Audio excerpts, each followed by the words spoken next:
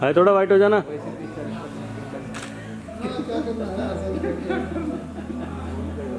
हमें ऐसा लगता है कि हमें एक अलग तरह का सहयोग मिलेगा।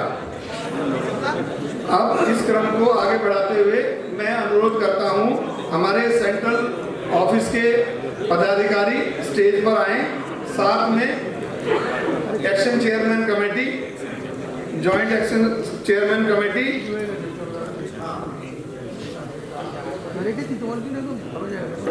सेक्रेटरी,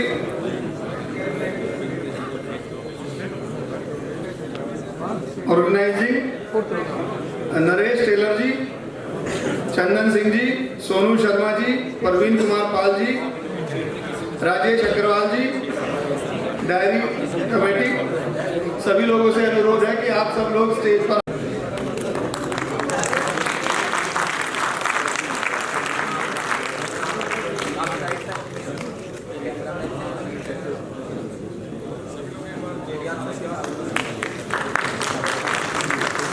पिछले एक वर्ष में हमारे कई साथी हमारे बीच नहीं रहे।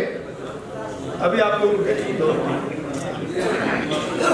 हम उनकी याद में 1 मिनट का मौन रखेंगे। सभी साथियों से अनुरोध है कि सभी खड़े हो।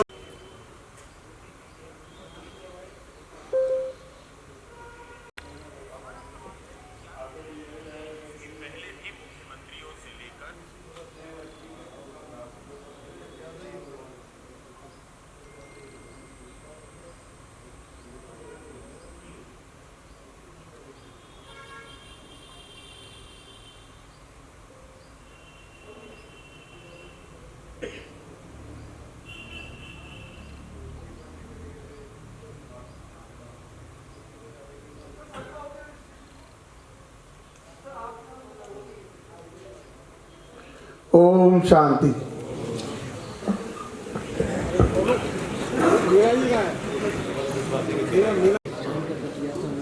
सोनू शर्मा जी और इशिता यादव जी, स्मिता यादव जी, सोनू शर्मा जी साथी और हमारे मार्गदर्शक श्री चरण बाबू जी और कालिया जी से कि वो आकर के दीप प्रज्वलन के लिए उपस्थित रहे। कालिया जी थोड़ा खुल गए, थोड़ा दूर दूर खड़ा है, फोटोग्राफ अच्छा है।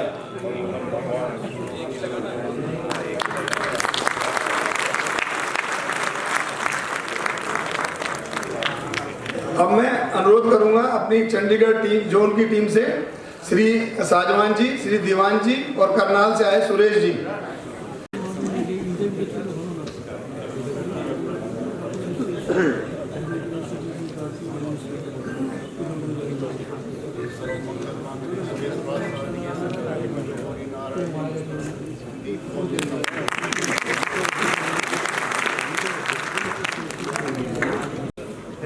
वाइस प्रेसिडेंट मिलन चंद डकाई जी, सेक्रेटरी लक्की सिंगला जी डायस पे आए।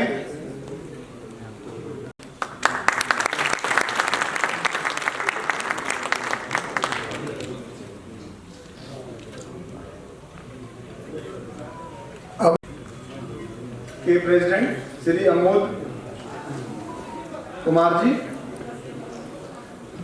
Secretary Hari Mohan Meena ji, joint secretary Kuldeep Saxena ji, तो राजेंद्र कुमार मीना जी आए हैं।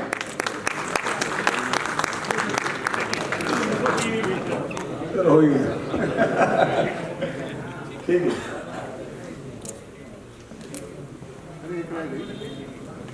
अब मैं अनुरोध करूंगा अपनी सेंट्रल टीम से हमारे जनरल प्रेसिडेंट साहब Mukesh Sharma ji, general secretary Shri Sheeshpal ji, action chairman committee Shri Mishra ji, आप बिहार धीरे धीरे, joint secretary Lal Singh ji, finance secretary Sushil Verma ji, Amit Kumar ji, सभी लोग एक साथ आ जाएं।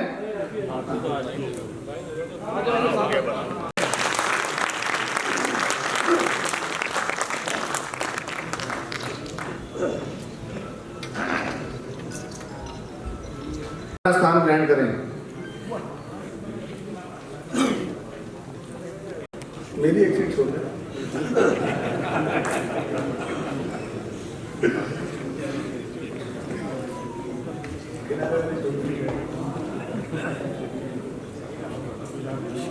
मिश्रा जी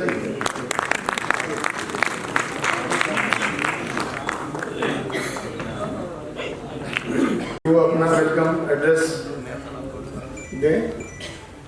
शिषपाल जी।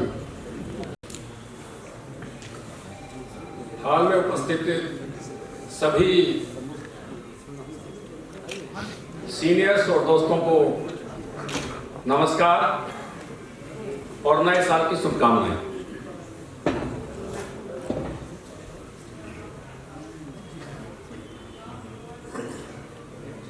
दोस्तों,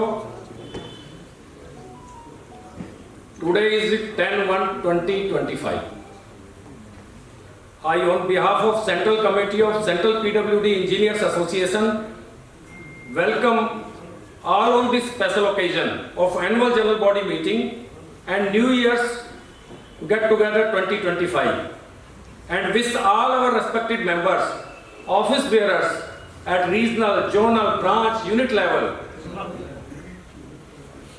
all our valuable veterans and experienced seniors, along with our Central Advisor Engineer Neeraj Kalia ji, Central Chief Advisor Engineer P.R. Charan Babu Garu, our Board of Chief Patrons, Engineer Bhupendra Singh ji, Engineer T.N. Pandey ji, Engineer D.C. Sharma ji, Engineer P.K. Mitra ji, Engineer M.K. Mitra ji, Engineer N.M. Moitra ji, our friends, fighter and one-man army Engineer K.J. Saini ji, our friend and support Engineer H.P. Sharma ji and Engineer Ranjan Pal ji, and many more well-wishers.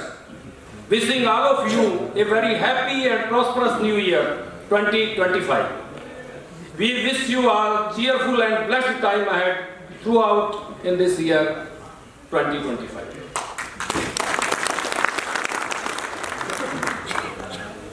Friends, as we step into the new year, it's time of renewal, hope and reflection.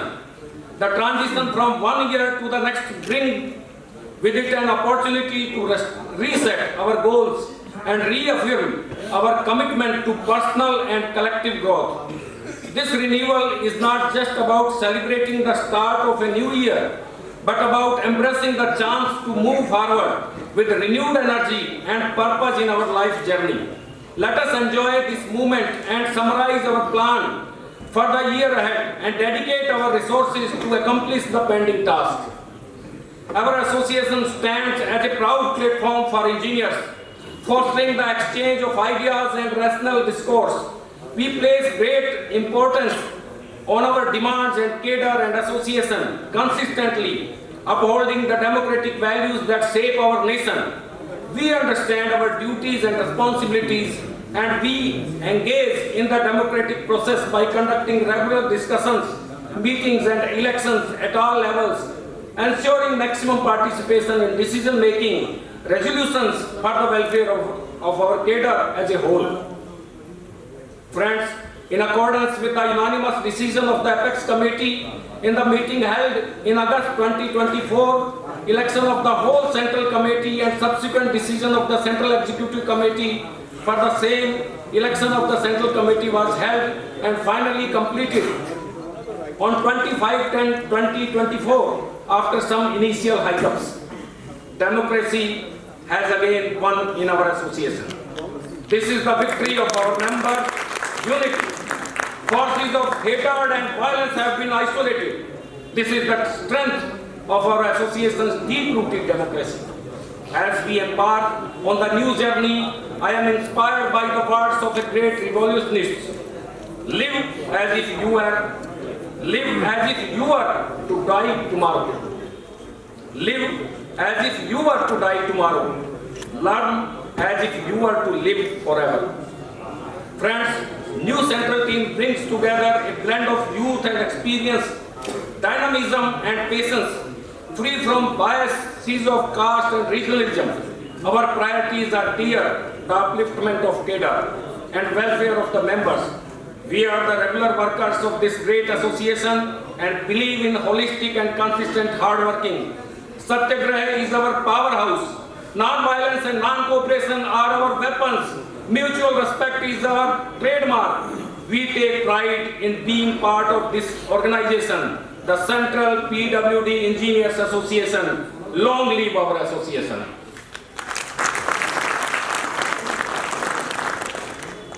Friends, we shall be completing 25 years of this new century this year.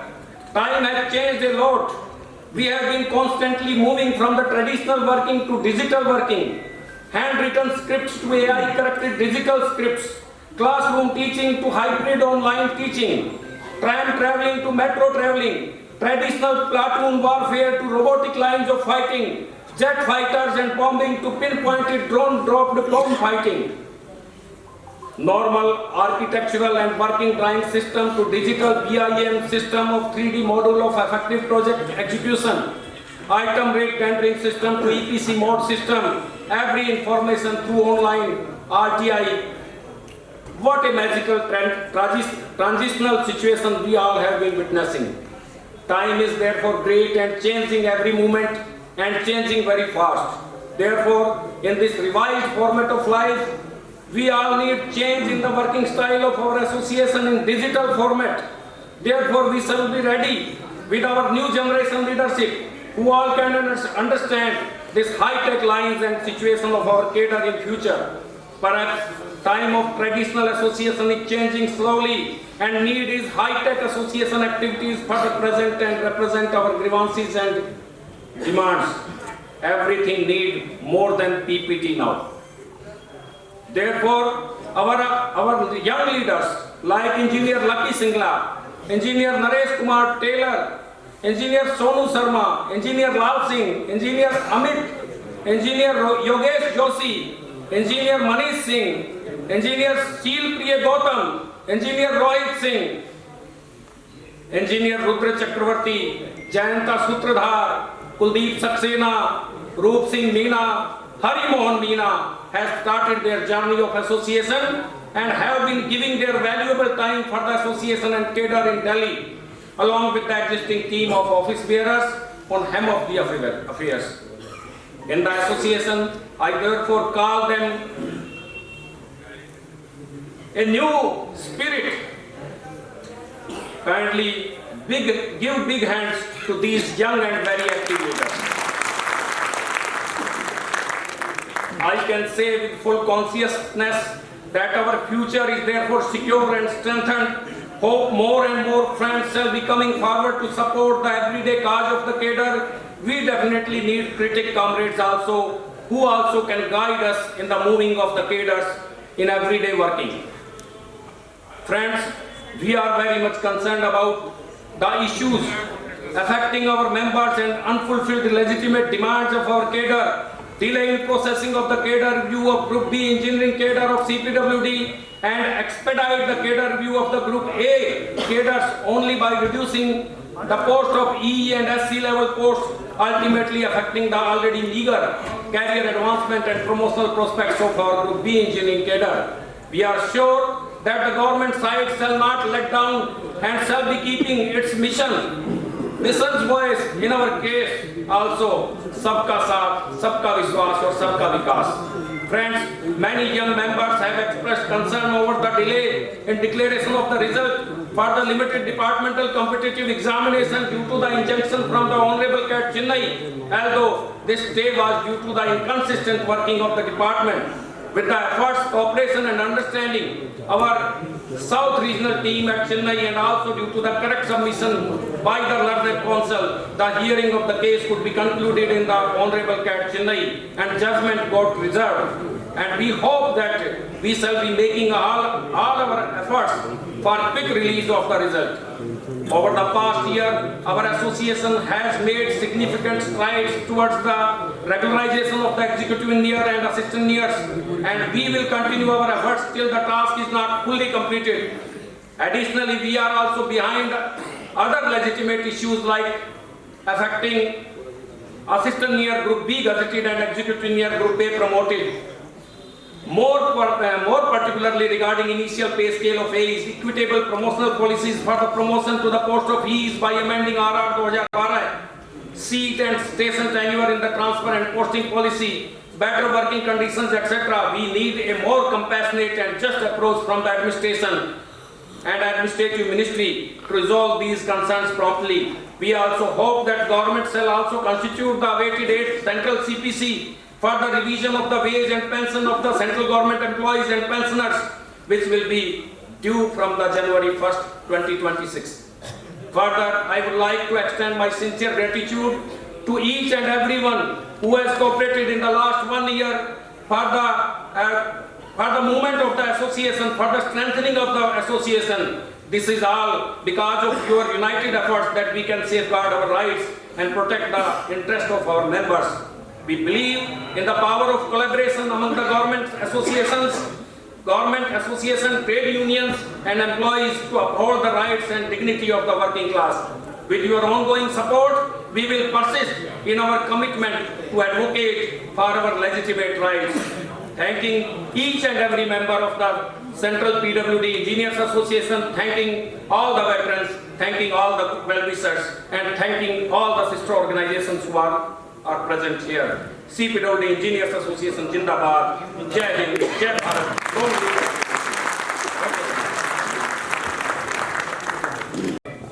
अपना संबोधन किया और सारे मुद्दे जो हम कर रहे हैं सबको कवर किया, बताया कि हम कहाँ हैं और कहाँ नहीं हैं और कहाँ हम जाने वाले हैं, सब कुछ इन्होंने अपने छोटे से संबोधन में कवर किया। किसी भी संगठन में अगर हम अपने वरिष्ठ साथियों का सम्मान ना करें तो उस संगठन का भविष्य ज़्यादा उज्जवल नहीं रह सकता। तो इसी क्रम में मैं जो हमारे रिटायर्ड साथी हैं और हमारे जो सीनियर सिटीजन्स हैं और हमारे जो एडवाइजर्स हैं, चीफ एडवाइजर्स हैं, उनका सम्मान के लिए मैं फेस्टिवल प्रोग्राम का स्टार्ट करता हूं। इस क्रम में सबसे पहले मैं श्री चरण बाबू जी जो हमारे चीफ एडवाइज़र हैं और मार्गदर्शक सभी कार्य में हैं, तो उनका हम उनको आमंत्रित करता हूं और उनके सम्मान में बुके देकर और शॉल दे करके उनका सम्मान करें। मुकेश शर्मा जी।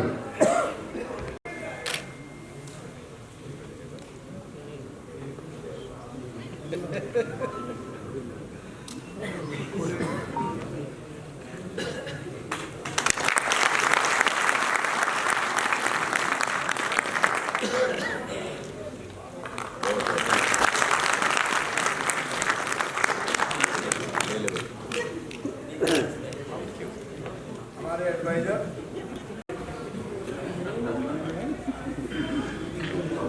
का सम्मान करेंगे हमारे जनरल सेक्रेटरी। चीफ एडवाइजर या एडवाइजर की क्या जरूरत है? अभी पीछे मई में जो हम लोगों ने रेगुलेशन कराया, पर्दे के पीछे कितना काम होता है और कितना हमारा कैटर कॉम्प्लिकेटेड है, ये किसी के लिए भी एक बार में समझना आसान नहीं है। उसके लिए पूरी पढ़ाई, पूरी जानकारी, कोर्ट केसों की जानकारी, रूल्स की जानकारी वो सीनियर्स ही दे सकते हैं और धीरे धीरे पता लगता है। और इनका कितना सहयोग है वो हमें ही पता है, कितना इन्होंने पर्दे के पीछे पे काम किया है। हम दिखाई जरूर सामने दे रहे थे, लेकिन उसमें जो रोल है वो इन लोगों का बहुत ज़्यादा है। फिर से मैं इन दोनों को धन्यवाद करना चाहूँगा मई 31 के ऑर्डर के लिए, जिससे हम कुछ हमारे इंजीनियर जो रिवर्ट होने वाले थे उस रात में, उनको रिवर्ट होने से बचा रहे। धन्यवाद कालिया जी। पिछले 1 वर्ष में हमारे एसोसिएशन के कुछ ऐसे पदाधिकारी रिटायर हुए हैं जिन्होंने अपने समय में अपना बहुमूल्य समय अश्विन को दिया। अब उनके भी सम्मान के लिए मैं सबसे पहले श्री इकबाल सिंह जी को बुलाता हूं। श्री इकबाल सिंह जी संगठन में विभिन्न पदों पर काम कर चुके हैं। वो फाइनेंस सेक्रेटरी भी रहे हैं और कई बार हमारे इलेक्शन ऑफिसर भी रहे हैं। अभी पिछले ही 2 महीने पहले रिटायर हुए हैं और इनका जो योगदान है वो भुलाया नहीं जा सकता है। तो मैं अनुरोध करूंगा श्री मुकेश शर्मा जी से और शीशपाल जी से कि आप उनका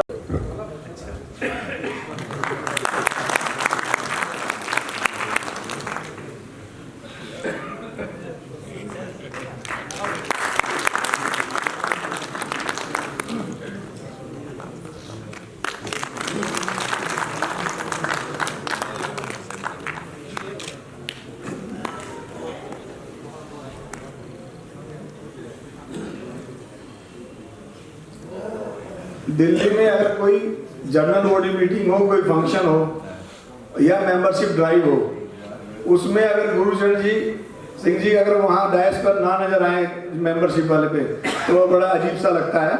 आज वो लग रहा है हमें, क्योंकि आज वो पिछले महीने रिटायर हो गए और आज उन्होंने उस काम से तो अपने आप को भावुक किया और उनका जो योगदान है यशस्वी के लिए वो सराहनीय है। तो उनका भी सम्मान हमारे प्रेसिडेंट साहब और जनरल सेक्रेटरी साहब करेंगे। दोस्तों, गुरचरण जी एक आइडियल जो कार्यकर्ता एसोसिएशन का होता है, never demanded anything and work whole heartedly. एक बार जोरदार तालियां गुरचरण जी।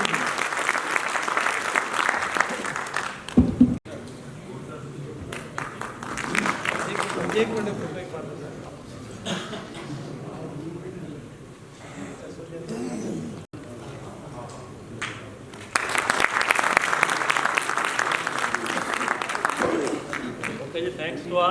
हमारे बीच एक ऐसे साथी हैं जब वो जेई डिपार्टमेंट में आए थे तो उन्होंने एक साल में ही जेई एसोसिएशन में एक पद लेकर के और एग्रेसिव ले उसको नेता बन गए थे।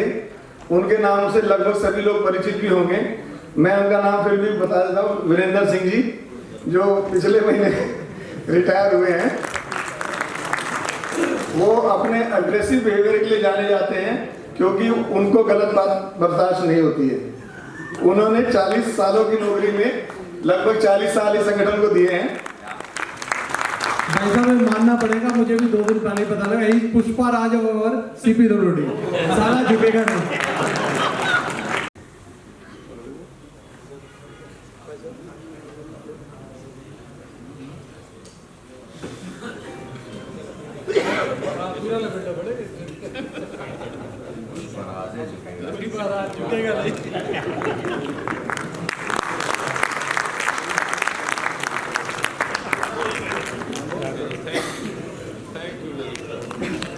साइलेंट कार्यकर्ता भी होते हैं जिनमें श्री वीके सिंह जी शामिल हैं।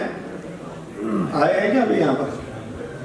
वीके सिंह जी इधर नहीं आ रहे।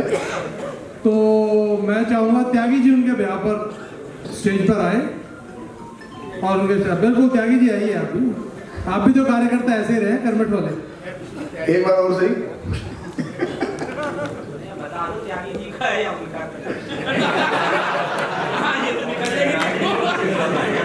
त्यागी जी भूल मत जाना ना, वीके सिंह जी का दे रहे।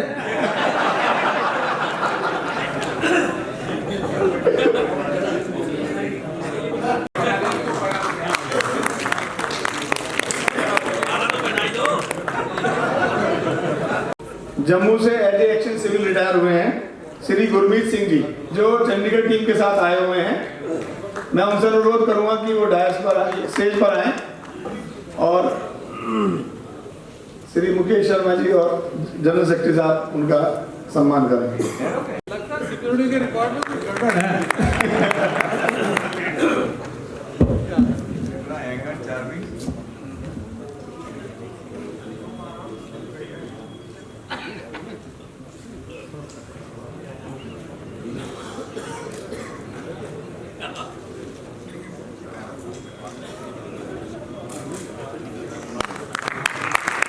कुछ कुर्सियाँ आगे खाली हुई हैं अभी, आप लोग आगे आ जाए। अगली रो में, फर्स्ट रो में भी खाली है, सेकंड में भी, थर्ड में। पिछले दिनों पिछले साल हमारे साथी वो रिटायर हुए हैं एग्जीक्यूटिव इंजीनियर इलेक्ट्रिकल के पद से, श्री अजय चक्रवर्ती जी, जो हमारे शीशपाल जी के खास दोस्त भी हैं। मैं उनका अनुरोध करता हूँ कि वो स्टेज पर आए।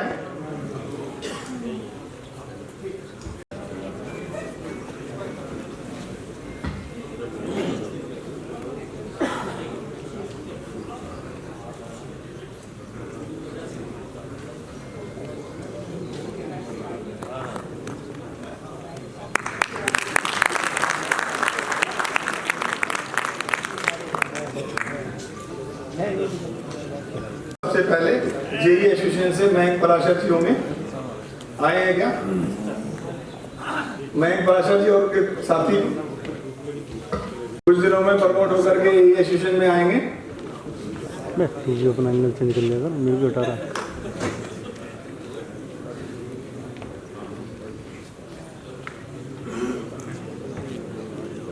लाल Singh ji, Anil ji, regional secretary north region. Ravikant vice president north region. सभी सम्मानीय लोगों को नमस्कार। मेरा नाम मयंक पाराशर और जेई एसोसिएशन को रिप्रेजेंट कर रहा हूँ एज ए जनरल सेक्रेटरी। कहीं ना कहीं ये विरासत आप लोगों के द्वारा बनाई गई है और यहाँ से निकलकर, यहाँ से संघर्ष कर कर आप लोग इस संगठन को संभाल रहे हैं। एज ए कार्यकर्ता, एज ए मेंबर आप सभी लोग यहाँ पर समय दे रहे हैं। कहीं ना कहीं इससे पहले हमारे संगठन में भी आप लोगों ने समय दिया। कोई एक समय था जब इस संगठन को भी काफ़ी अनुभवी लोग संभालते थे, क्योंकि उस समय जो हमने भी सुना और कहीं ना कहीं कुछ देखा भी, आज भी हम देख रहे हैं क्योंकि साथ में काम करते हैं। तो जो पहले जेई टू एई बन रहे थे उसका प्रमोशन का भी टाइम बाद होता था। आप लोगों का उस समय का संघर्ष आज कहीं ना कहीं फलदायी होता दिख रहा है और मैं चाहूँगा आप सब लोग एक बार खुशी में इसके लिए ताली बजाएं कि आज जेई एसोसिएशन की लीडरशिप में सबसे अनुभवी लोग 7 साल के भी नहीं हैं।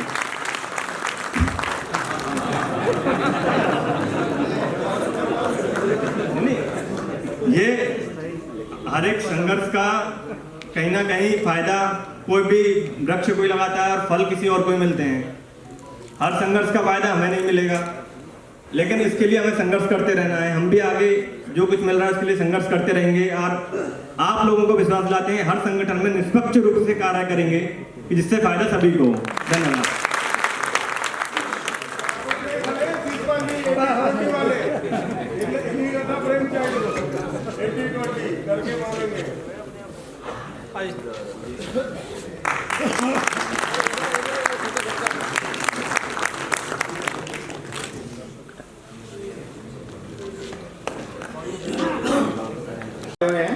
मैं श्री राजेंद्र कुमार जी से निवेदन करूंगा कि वो डायस पर आएं और उनका सम्मान उनके साथी भी साथ में आए और उनका सम्मान हमारे मुकेश शर्मा जी और शीशपाल जी करें।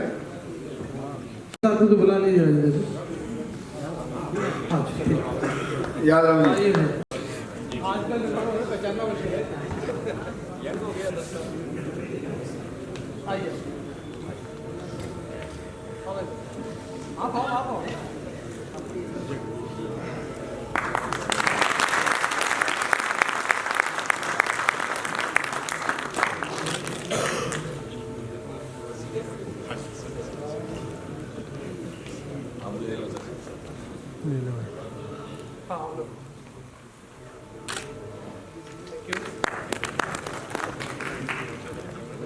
एसोसिएशन के पदाधिकारी भी आए हुए हैं। मैं उनसे भी अनुरोध करूंगा श्री अतरीश जी, देवेंद्र जी, कि वो स्टेज पर आए।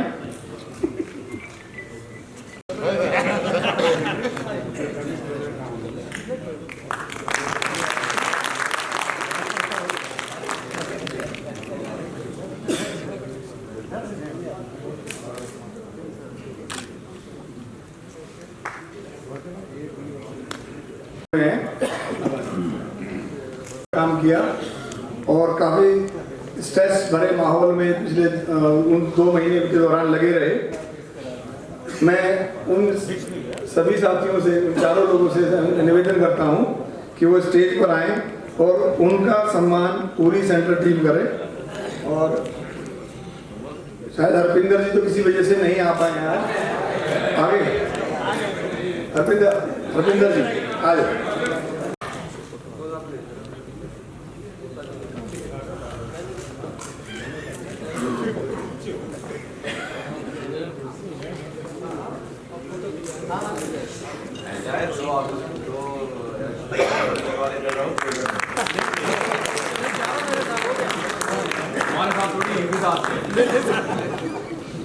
ऐसा मत बोलिए, ऐसा मत बोलिए, आपके साथ नहीं तो है। जो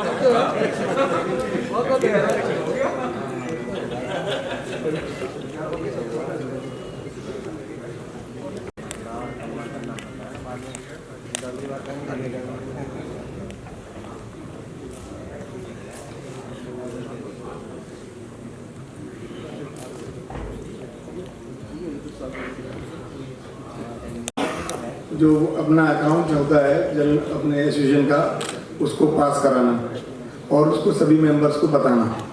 तो इसी क्रम में मैं अनुरोध करूंगा श्री राजेश अग्रवाल जी और को जो उनको कंपनी करेंगे श्री सुशील वर्मा जी।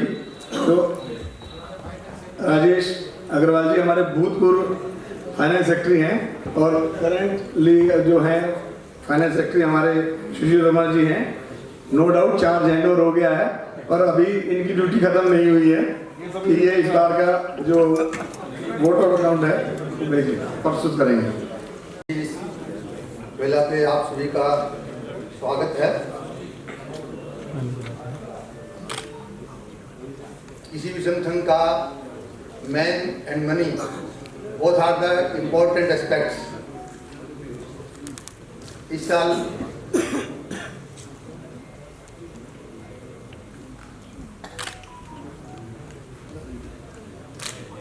आपका अच्छा फाइनेंशियल कंट्रीब्यूशन रहा तो हम ठीक पोजीशन में हैं। तो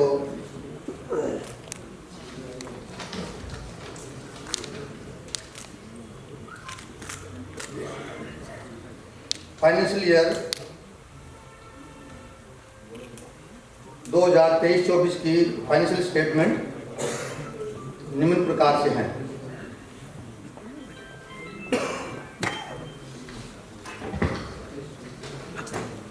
एक 4/2023 bank account balance 59 lakh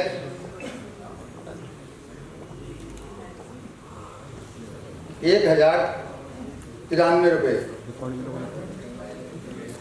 cash in hand 68,504 रुपये। मेंबरशिप सब्सक्रिप्शन 1,51,822 रुपये। Advertisement and other receipts sponsorship 63,17,101 रुपये।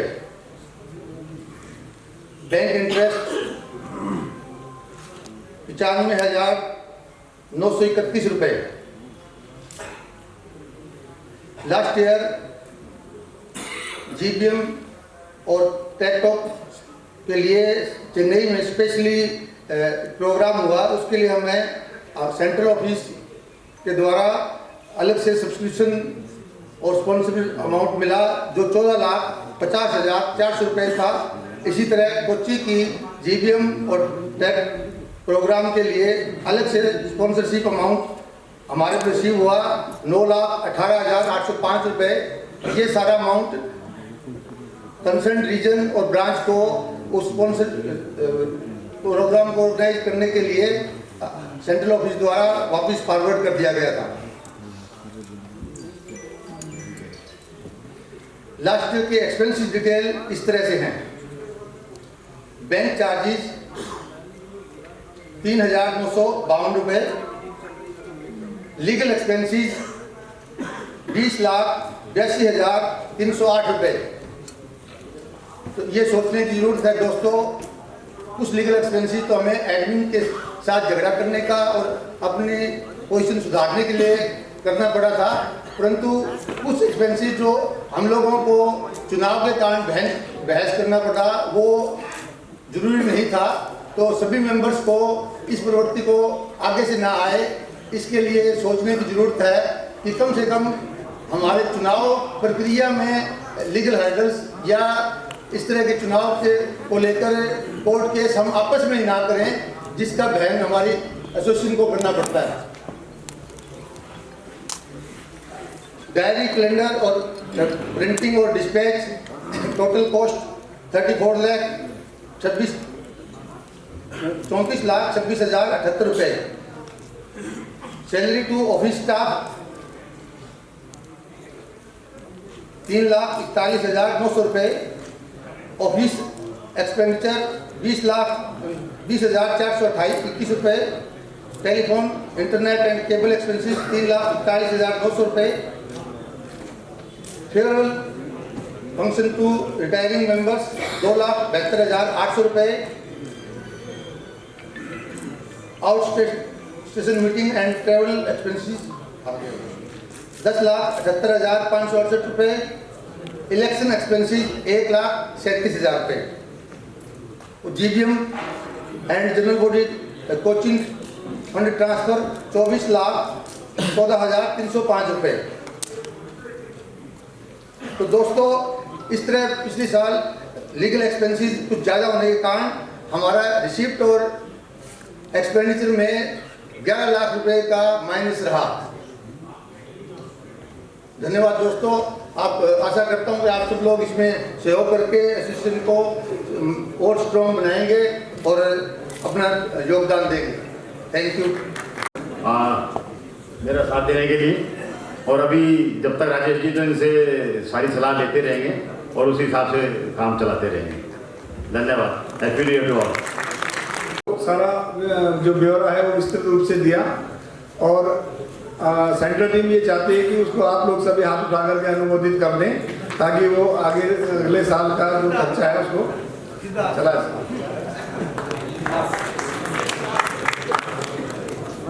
सबसे पहले मैं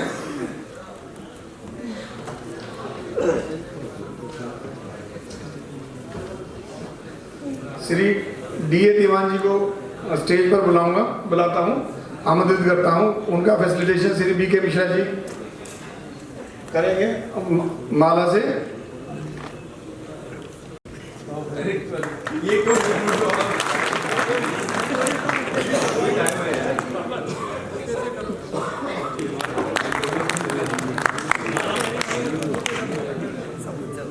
नहीं, बारी बारी से आए हैं वो सब बाहर आ जाए बारी बारी से, जल्दी थोड़ा हो जाएगा प्लीज। बुके से करें, बुके अच्छा बुके बाद में।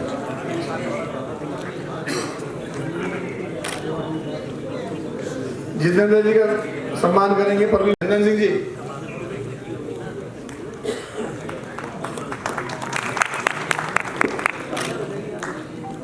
बलबीर सिंह जी का सम्मान करेंगे श्री लाल सिंह जी। लाल सिंह जी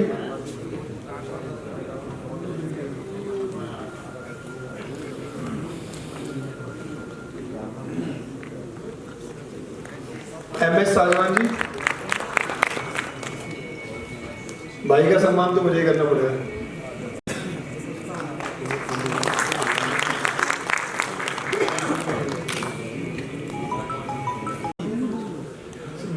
नायब जी अगले क्रम में हैं, उनका सम्मान।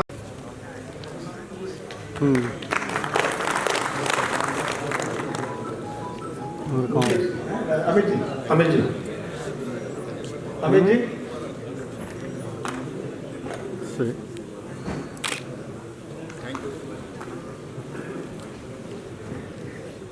नायब जी कुछ नहीं, बुजुर्ग कितने बजे तक फ्री हो गया ना। हाँ, मित्तल साहब आए हैं, स्टार्ट हुआ है नहीं है। प्रमोद कुमार प्रजापति जी, वर्मा जी इनका सम्मान करेंगे।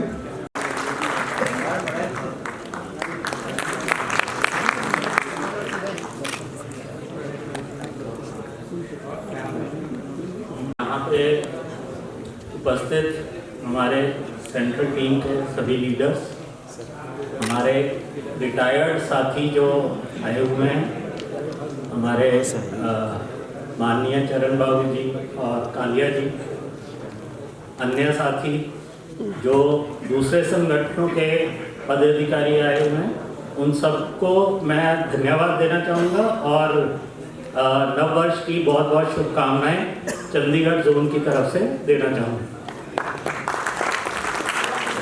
साथियों, जैसा कि शीशपाल जी ने बताया कि हमारे कैडर में जो है इस समय बहुत सारे मुद्दे हैं जो कि ज्वलंत मुद्दे हैं और वो उसको बहुत बाखूबी से टेकअप भी कर रहे हैं, लेकिन कुछ कारणों की वजह से हमारे को जैसे कि डायरेक्टरेट से या मिनिस्ट्री से वो सपोर्ट नहीं मिल पा रही पिछले कुछ टाइम से, तो लेकिन इसका ये मतलब नहीं है कि कोई एफर्ट्स नहीं हो रही।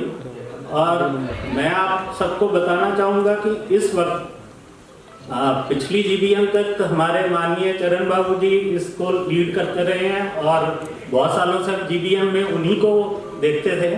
और इस बार जो है हमारे ये नई सेंट्रल टीम जो कि अभी इलेक्ट होके आई है, आपके सामने यंग और एक्सपीरियंस लोगों की पूरी टीम है, बहुत ही डेडिकेटेड टीम है और अपनी तरफ से ये लोग पूरी जो है वो एफर्ट्स कर रहे हैं। हमारे सभी मुद्दे इनको बखूबी पकड़ है उसकी, लेकिन वही बात है कि भाई रूल्स के हिसाब से चलना पड़ता है और क्योंकि प्रॉपर सपोर्ट ना मिलने की वजह से उसमें टाइम लग सकता है, लेकिन एफर्ट्स में इनकी कोई कमी नहीं है। कुछ साथी मुझे भी आके बोलते हैं कि नहीं जी एसोसिएशन कुछ कर नहीं रही। मैं उस चीज़ को सिरे से नकारना चाहूँगा क्योंकि मैंने इन लोगों की डेडिकेशन देखी हुई है और मैं ये मान ही नहीं सकता कि भाई ये लोग नहीं कर रहे।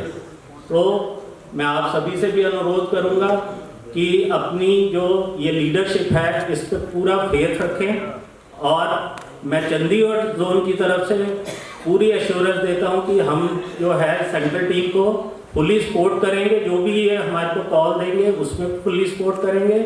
और इस एसोसिएशन को मैं चंडीगढ़ जोन की तरफ मतलब चंडीगढ़ जोन को और स्ट्रेंथन करने के लिए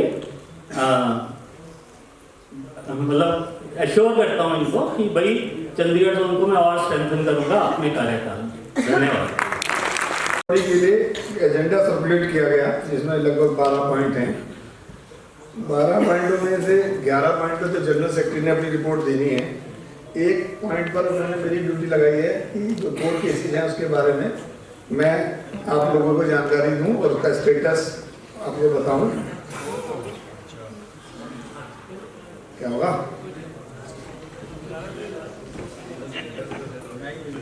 या उनमें किसी में जो जजमेंट्स आ गए हैं उनको अगर ब्रॉडली हम कैटेगराइज करें तो वो लगभग 5 कैटेगरी में डिवाइड हो सकते हैं। एक कैटेगरी तो वो है कि जिसमें एग्जीक्यूटिव इंजीनियर तो बन गए और अदर बेनिफिट्स के लिए अभी केस चल रहे हैं या रेगुलेशन हो गया और फर्दर उसके लिए चल रहे हैं। दूसरा ये है कि जो एडहॉक प्रमोशंस एग्जीक्यूटिव इंजीनियर के डिप्लोमा होल्डर्स के लिए जो अपॉर्चुनिटी बंद कर दी उसमें 2 केस चल रहे हैं, उनको एक कैटेगरी वो है। तीसरी कैटेगरी कैसी है जो उसमें एडहॉक सर्विस काउंट करा करके एक्शन के जो सर्विस है एलिजिबिलिटी है उसको पूरा किया जा सके, क्योंकि एडहॉक सर्विस काउंट ए के पीरियड की काउंट ना होने की वजह से वो उनकी एलिजिबिलिटी पूरी नहीं हो रही। चौथी कैटेगरी एलडीसी केसेस की है जिसमें मेजरली 4 केस थे साउथ से चेन्नई में डले हुए थे और 2 केस दिल्ली में थे, एक नितिन का और एक धीरेन्द्र का। लेकिन दोनों में जजमेंट धीरेन्द्र वाले में जजमेंट आ गया था, उसको जो भी उसको बेनिफिट उसको जो रिलीफ था मिल गया। नितिन के लिए भी वो पोस्टपोन चल रहा है एलडीसी के जो केसेज हैं। और एक कैटेगरी ऐसी है जो पे फिक्सेशन की है जिसमें बंचिंग के केसेज हैं, 3-4 केसेज हैं हमने एसोसिएशन से भी किए हुए हैं। चंदन सिंह ने गुवाहाटी में किया है, that is supported by eastern region. और नायक हैं हमारे आई श्रीनिवास नायक चेन्नई में, उन्होंने एमएससीपी के लिए किया हुआ है। एक स्वामीवाल जी हैं हमारे यहाँ पर एक्शन से इलेक्ट्रिकल, उन्होंने भी 3rd एमएससीपी के लिए केस किया हुआ है। और एक केस जो all India civil engineer association ने किया है उसमें भी फैसला रिजर्व हो गया है, जो 5400 ग्रेड पीबी ग्रेड 3 में मांगा हुआ था उन्होंने, अभी उसका क्या निर्णय होगा भी पता नहीं। और एक केस है जो इलेक्शन केसेज हैं, एक जो इलेक्शन से रिलेटेड है, जो अभी प्रेजेंटली इलेक्शन हुए हैं उनसे जो रिलेटेड है। अब इनका मैं ब्यौरा मैं आपको दे देता हूँ। अभी सब जो एग्जीक्यूटिव इंजीनियर रेगुलराइज हो गए और उनके जो अदर बेनिफिट्स हैं उसमें एक केस है बाला सुंदरम का चेन्नई से, जिसमें नायक भी पार्टी है। तो उसमें कोर्ट ने बिल्कुल क्लियर जजमेंट दे दिया है कि जो सीपीडब्ल्यू इंजीनियर एसोसिएशन ने 2015 में एक केस किया था 1360 1360/2015 उसमें जो प्रोटेक्शन मिली थी उसको दिया जाए। उसमें 100% उन्होंने लिखा कि इसमें फाइनलिटी आ चुकी है, अब इसमें वो कुछ कहना नहीं बचा है, तो डिपार्टमेंट इसको करे। उसी तरह से एक केस श्रीनिवास नायक ने चेन्नई में किया था, जो बाद में दिल्ली ट्रांसफ़र कर दिया गया था। उसमें भी दिल्ली कैट ने क्लियर जजमेंट कहा कि मैं 1360 में जो रिलीफ मिलना है, सीनियरिटी का प्रोटेक्शन, साथ में फर्दर एससी का प्रमोशन, वो भी दिया जाए। उसमें वो 3-4 महीने का टाइम दिया, डिपार्टमेंट सोआ रहा, अब तक कुछ नहीं किया। उसने कंटेम्प्ट डाला दिल्ली में।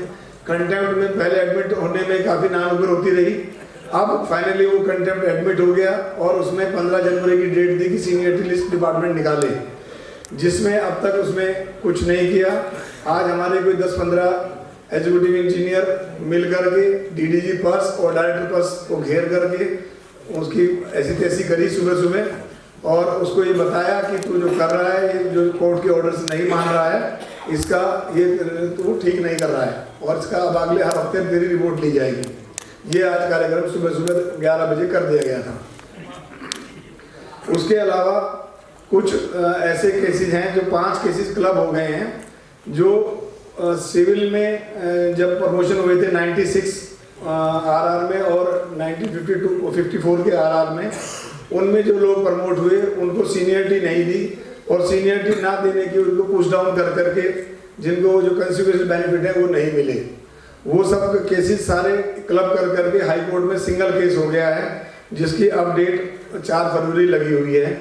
उससे काफ़ी उम्मीद है, अगर वो हमारे फेवर में जाता है तो हमारे जो रिटायर्ड लोग हैं, जिनकी सीनियरिटी उन्होंने पुश डाउन करके उनको बेनिफिशियल डिप्राइव किया है, उसमें उनको कुछ रिलीफ मिल सकता है। इसके अलावा जो हमारे डिप्लोमा होल्डर हैं भाई, जो जिनका 2012 में जो एलिजिबिलिटी थी ख़त्म कर दी गई एग्जीक्यूटिव इंजीनियर के प्रमोशन के लिए, उसमें श्री विजय प्रकाश जी ने केस किया था कैट में। वो यहाँ से कैट में उनकी वो डिमांड को नहीं माना गया, तो उन्होंने हाई कोर्ट में उसको डाला हुआ है। उस पर अभी डिपार्टमेंट जवाब नहीं दे रहा, हम लोग उसको परस्यू कर रहे हैं ताकि वो उसको जवाब वो डिपार्टमेंट दे दे, ताकि उसका वो जो रिलीफ मिलना है, जो डिमांड है, वो पूरी हो सके। डिपार्टमेंट उस पर चुप बैठा हुआ है, अभी उसको लगभग 6 से 8 महीने हो गए हैं, अभी उसका जवाब नहीं दे रहा। एक जो एडॉक के सर्विस के जो केसेस थे, सबसे पहला जजमेंट आया ई मुर्मू के केस में, जो इलेक्ट्रिकल के ही हैं, जिन्होंने अपना एडॉक सर्विस के पीरियड की काउंट करने के लिए मांगा था कि मेरा एग्जीक्यूटिव इंजीनियर बनाया जाए, मेरी एलिजिबिलिटी को जो एडॉक सर्विस से पूरी होती है उसको माना जाए। तो दिल्ली प्रिंसिपल बेंच ने उसमें जजमेंट दिया, और वो that is protected covered judgement है सुप्रीम कोर्ट के जजमेंट के साथ। पर डिपार्टमेंट को अगर उसको मानता है तो जो एससी के प्रमोशन देने हैं उसमें भी लोगों को एडॉक सर्विस माननी पड़ेगी, इसलिए वो उसको मानना नहीं चाहता। उसने डीओबीटी भेजा, डीओबीटी ने उसको लिखा कि इसको चैलेंज करो। डोला ने विलिंगली तो वो चाहता था इसको चैलेंज ना करा जाए, पर कुछ प्रेशर डलवा के डोला से उन्होंने लिखवा लिया है कि उसको चैलेंज किया जाए। 15 या 20 दिन में वो हाई कोर्ट में चैलेंज करेंगे डिपार्टमेंट। उससे रिलेटेड 2 जजमेंट और आए, एक सुरेश मीना करके है केस, और एक है हमारा दिलीप सिंह का केस है, जिसमें मीना जी भी उसमें मेंबर हैं, और एक शिव कुमार जी का जो एग्जीक्यूटिव सिविल है, जिन्होंने पिछले दिनों अगस्त में केस डाल दिया था, जिसकी वजह से सारा रेगुलाइजेशन एडॉक का भी और एडॉक प्रमोशन और रेगुलेशन दोनों प्रोसेस रुक गए थे। ये दोनों जजमेंट ई मुर्मू के जजमेंट पे डिपेंडेंट हैं, तो जैसे वो चैलेंज होता है तो इनमें सब्जेक्टिविटी आएगी। ये एक क्वेश्चन है अभी कि कितनी सब्जेक्टिविटी इन दोनों जजमेंट में आएगी। इसके अलावा जो एलडीसी के केस थे, जिनमें काफ़ी हमारे जो नए दोस्त हैं, जो हमारे यंग लोग हैं, उनको काफ़ी एलडीसी से डिले होने से काफ़ी परेशानी है, तो उसमें जितने भी केसेस थे, कुछ केस तो 2015-16 के भी थे, वो हमारे ऑफिस बियरर हैं चेन्नई से, उनके नाम पर भी हैं और उनके साथ उसमें हैं, उसको लेकर के काफ़ी लोगों को परेशान रहती थी भाई ऑफिस बियरर होते हुए भी एलडीसी का रिजल्ट रुका हुआ है। तो उन्होंने अपने वकील से परस्यू किया, सेंट्रल टीम ने भी इंटरवेन किया, तो वो जब वकील ने सही से उसको रखा कि हमारा जो बेनिफिट मिलना था, हम ये लड़ रहे हैं कि भाई आप हमें डिले की वजह से जो हमारा डिले हुआ है एग्जाम देने में उसका बेनिफिट दो, और आप कोर्ट ही डिले कर रहा है 2 साल से, उसको फाइनल नहीं कर रहा। तो फाइनली कैट ने उसका हियरिंग कंप्लीट कर ली और उसका जजमेंट रिजर्व कर लिया। अभी कुछ दिन पहले 2 केसेस और थे जो 2016 से चल रहे थे, उनमें भी कोर्ट ने फाइनल सबमिशन, रिटर्न सबमिशन के लिए टाइम दे दिया 1 हफ्ते का, और वो जो दोनों केस है उनमें भी जजमेंट रिजर्व हो गया है। तो मोस्ट प्रोबेबली ये 3 महीने का लिमिटेशन पीरियड है, तो तीनों जजमेंट आ जाएंगे एलडीसी के केस में। फिर आगे जो भी जजमेंट आएगा डिपार्टमेंट को उसके हिसाब से रिएक्ट करना होगा। अब आता है पे फिक्सेशन का जो केसेज हैं। इसके बाद, इससे पहले एक इम्पोर्टेंट केस था diploma plus 10 year equal two degree. ये केस 2017 से चल रहा था। इसमें हमने कैट में पहले हमें रिलीफ मिल गया था, जिसमें डिपार्टमेंट ने चैलेंज किया था on the basis of the Chandigarh high court, Punjab और हरियाणा हाई कोर्ट के जजमेंट आया था। उसमें पहले कैट चंडीगढ़ ने उसको मना कर दिया था इक्विवेलेंट मानने से, based on the secretary HRD के एफिडेविट देने से कि भाई इस तरह का कोई सर्कुलर नहीं है।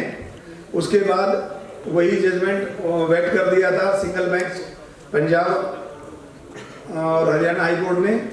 उसके बाद वही जजमेंट उन्होंने डबल बेंच ने भी वेट कर दिया था। तो सिमिलरली दिल्ली बेंच ने भी वो वेट करके उसको हमारे से मतलब डिसमिस कर दिया, जो उनको रिलीफ दे दिया डिपार्टमेंट को, मतलब उनके फेवर में कर दिया। तो अब इसमें कोई अब उस बचा नहीं आगे इसको फाइट करने के लिए। उन्होंने कैबिनेट हाई कोर्ट ने डायरेक्शन दिए कि आप फ्रेश ओए सबमिट करें अपना उसमें कैट में, पर उसमें वकील से जब सलाह की गई तो उसने कहा कि इसमें अब कुछ दोबारा से फाइल करने के लिए कोई डॉक्यूमेंट नहीं है, क्योंकि ये ऑलरेडी 2 डबल बेंच से हो चुका है सर। इसके अलावा जो पे फिक्सेशन है जिसमें बंचिंग बेनिफिट है, नॉर्मली वो सीनियर लोगों को अफेक्ट करता है, नए लड़कों को नहीं कर रहा है। उसमें एसोसिएशन ने सबसे पहले जजमेंट आया था गुवाहाटी में, 10-12 लोगों ने किया था। उसके बेसिस पे जो बंचिंग बेनिफिट विड्रॉ हुए थे उस ऑर्डर को उन्होंने कैप्टन डिफेंस कर दिया था, और कैप्टन डिफेंस के बाद दिया किसी को नहीं वो बंचिंग बेनिफिट। जिसका जो चल रहा था वो चल रहा था, पर जो रिटायरमेंट पे आ रहे थे तो उनकी वो रिकवरी कर रहे थे। फिर हमने उस केस को दिल्ली में टेकअप किया। हमारे केस में 2 बार एसओसी ने जो केस किया था, 2 बार एफिडेविट स्पीकिंग ऑर्डर जमा किया। दोनों बार डिपार्टमेंट ने लिखा कि हम इसको देने को तैयार हैं, हमें एक्सपेंडिचर से, सेक्रेटरी एक्सपेंडिचर से अगर वो हमारी डिमांड को इस डिमांड को एक्सेप्ट कर लेता है तो सब्जेक्टिविटी में टेक्निकल ग्राउंड पे कैट ने कहा कि आप फ्रेश ओए करना पड़ेगा, क्योंकि आपका सेक्रेटरी एक्सपेंडिचर में पार्टी नहीं है। तो अब हमने वो फ्रेश ओए कर दिया था 2023 में। डिपार्टमेंट ने जवाब नहीं दिया इंस्पाइट ऑफ रेगुलर परसुएशन। फिर अब वो जब हमने इंसिस्ट किया तो कोर्ट ने उसमें 5,000 रुपये जुर्माना लगाया, तब उन्होंने डिपार्टमेंट ने जमा कर दिया वो जवाब। अब हमें 30 तारीख की डेट लगी है, तो हमें रिजोइंडर जमा करना है, वो हमारा 1 आध दिन में जमा हो जाएगा। इसके अलावा 3rd MSCP के लिए जो लोग जिन लोगों को 3rd MSCP 7600 नहीं मिली, ऐसे 2 केसेस हमने किए हुए हैं। 5 लोग तो स्वामीवाल जी के साथ हैं, उस केस में है, और एक IS सिविल सर्जन अकेले ने किया हुआ है। उसमें यही बेनिफिट है कि भाई जो 6600 ऑलरेडी ड्रॉ कर रहा था एडॉन बेसिस पे, उसको 7600 दिया जाए 30 साल पूरे होने पर। हमने इसका जो रिजल्टर में जवाब अपना जमा किया है कि हमें बैकडेट से रेगुलाइज कर दिया गया, हमें जो 6600 ग्रेड में है, तो अब जो इनके रिकवरी ऑर्डर्स हैं इनको वापस किया जाए जो इन्होंने विड्रॉल ऑर्डर किए थे। इसके अलावा जो हमारे 2 केसेस हैं कोर्ट इलेक्शन से रिलेटेड, वो जिसमें उनकी डिमांड थी कि भाई अगले इलेक्शन को चैलेंज किया था, और दूसरा था अपॉइंटमेंट ऑफ ऑब्जर्वर। वो कैप्टन एमएस जो इलेक्शन को कराना चाहते थे, रोकना चाहते थे, वो तो उस वक्त नहीं मानी थी, पर वो केसेज अभी चलेंगे। एक केस की डेट आज ही थी, उस केस में अगले जुलाई में डेट लगी है, तो वो जैसे प्रोसेस चलेगा उसका जो डॉक्यूमेंट गवर्नमेंट मांगेगी, कोर्ट मांगेगी, वो दिए जाएंगे, केस चलेगा। ये 5-6 कैटेगरी हैं जो मैंने आपको बताई। और ये स्टेटस है सारे कोर्ट केसेस का। इनमें से 5-6 केसेस जो हैं जो एसोसिएशन के द्वारा फंड किए गए हैं। बाकी जो केसेस हैं वो सारे इंडिविजुअल अपने बियर कर रहे हैं और ग्रुप बियर कर रहे हैं, उसमें एसोसिएशन का नहीं है फंडिंग।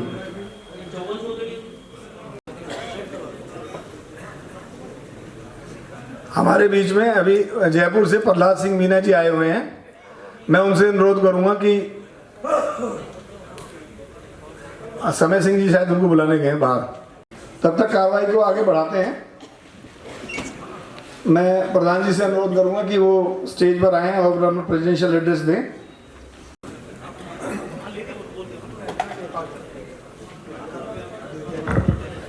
आइए आइए मीना जी, आइए आइए आइए, कर ले।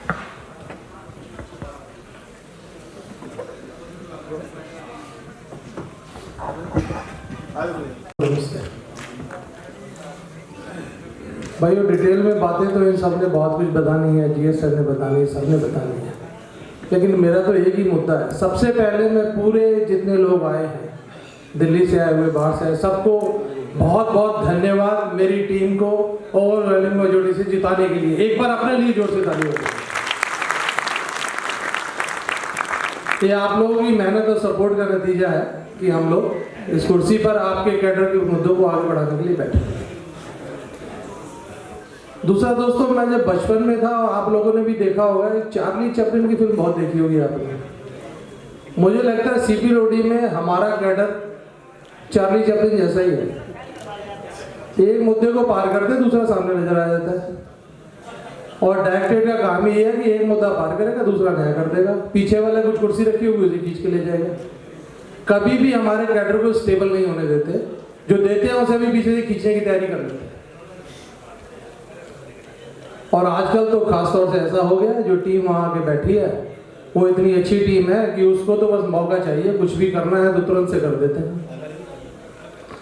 लेकिन दोस्तों, मैं डराने के लिए नहीं कह रहा हूँ, ये मैं इसलिए कह रहा हूँ कि हमें उतनी तैयारी से, उतने ही जोर शोर के साथ इनसे लड़ना पड़ेगा, और लड़ने के लिए हमें एकजुटता दिखानी पड़ेगी, और एकजुटता दिखा के हम इस काम को कर सकते हैं। उसके बगैर इस डिपार्टमेंट से और इन लोगों से पार पाना आसान नहीं है। एक से एक बढ़ के नमूना डायरेक्टरेट के अंदर बैठा हुआ है। उसके बारे में जैसे सुबह अभी हम लोग गए थे, बताया वाइस प्रेसिडेंट साहब ने, तोमर जी ने, तो हमारी बात सुनने को तैयार नहीं होता। जब तक उनको मुंह पे 2-4 बार जोर से ना बोला जाए, ना सुनाया जाए, वो तब तक सुनते नहीं।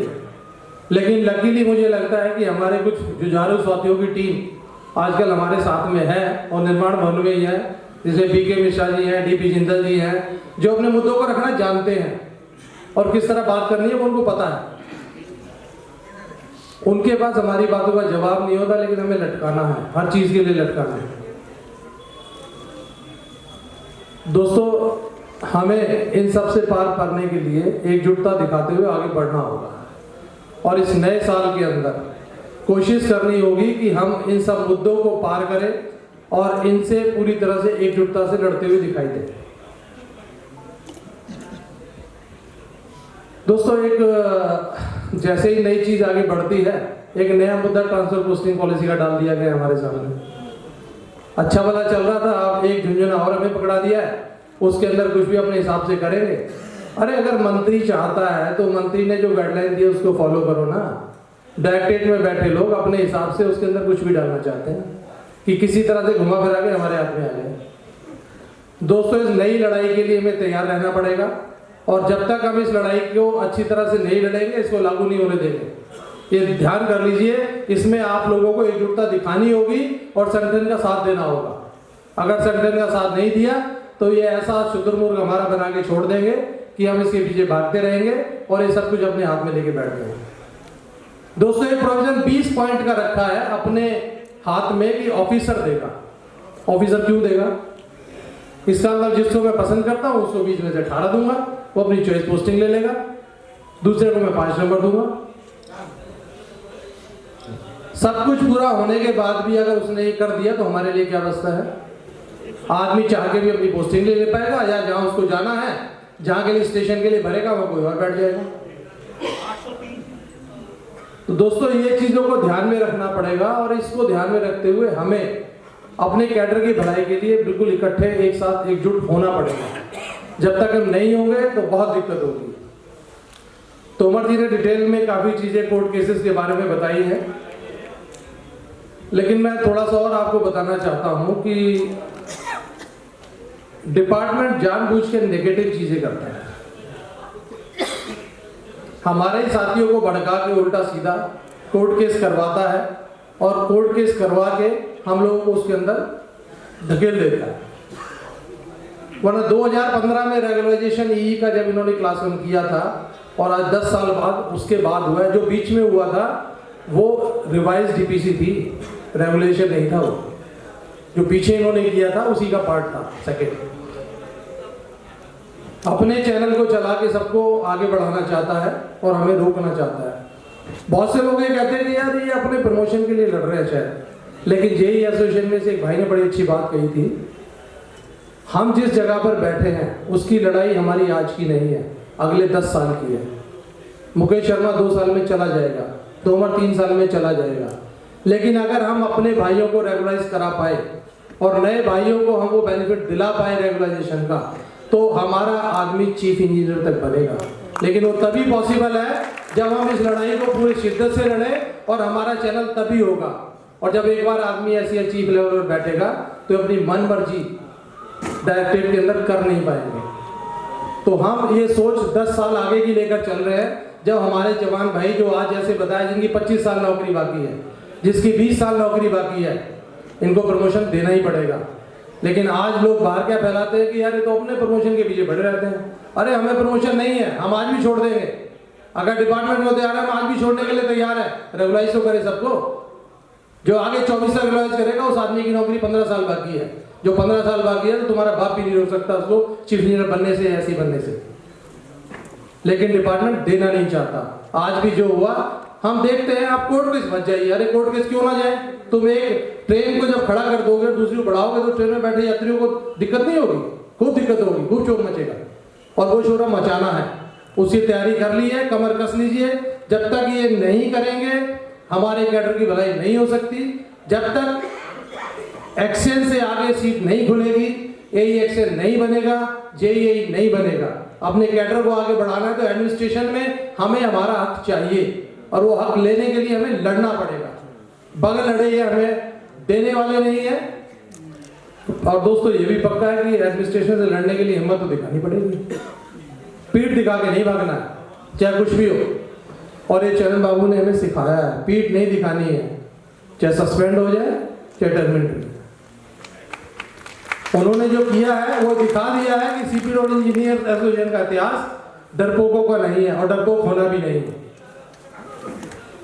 जो डरते हैं वो फिर जी नहीं पाते और अपने हक की डिमांड कर नहीं पाते। तो मैं आप लोगों को यकीन दिलाना चाहता हूं, मेरी टीम का एक एक आदमी दिन रात लगा के इस मुद्दे के पीछे रहेगा और पूरे करेंगे, पूरे करने की कोशिश करेंगे। आप लोगों को विश्वास दिलाते हैं, आपकी जो आपने विश्वास हमारे अंदर दिखाया है, हमारी टीम के अंदर, पूरी कोशिश करेंगे कि वो विश्वास पूरी तरह से सत्य हो और हम इन मुद्दों को आगे बढ़ा पाए। बहुत बहुत धन्यवाद। Thank you very much. आप लोगों का अपनी मेजॉरिटी में आने के लिए बहुत बहुत धन्यवाद आपके मार्गदर्शन के लिए। अब मैं अनुरोध करूंगा, शरण बाबू जी कहाँ चले गए?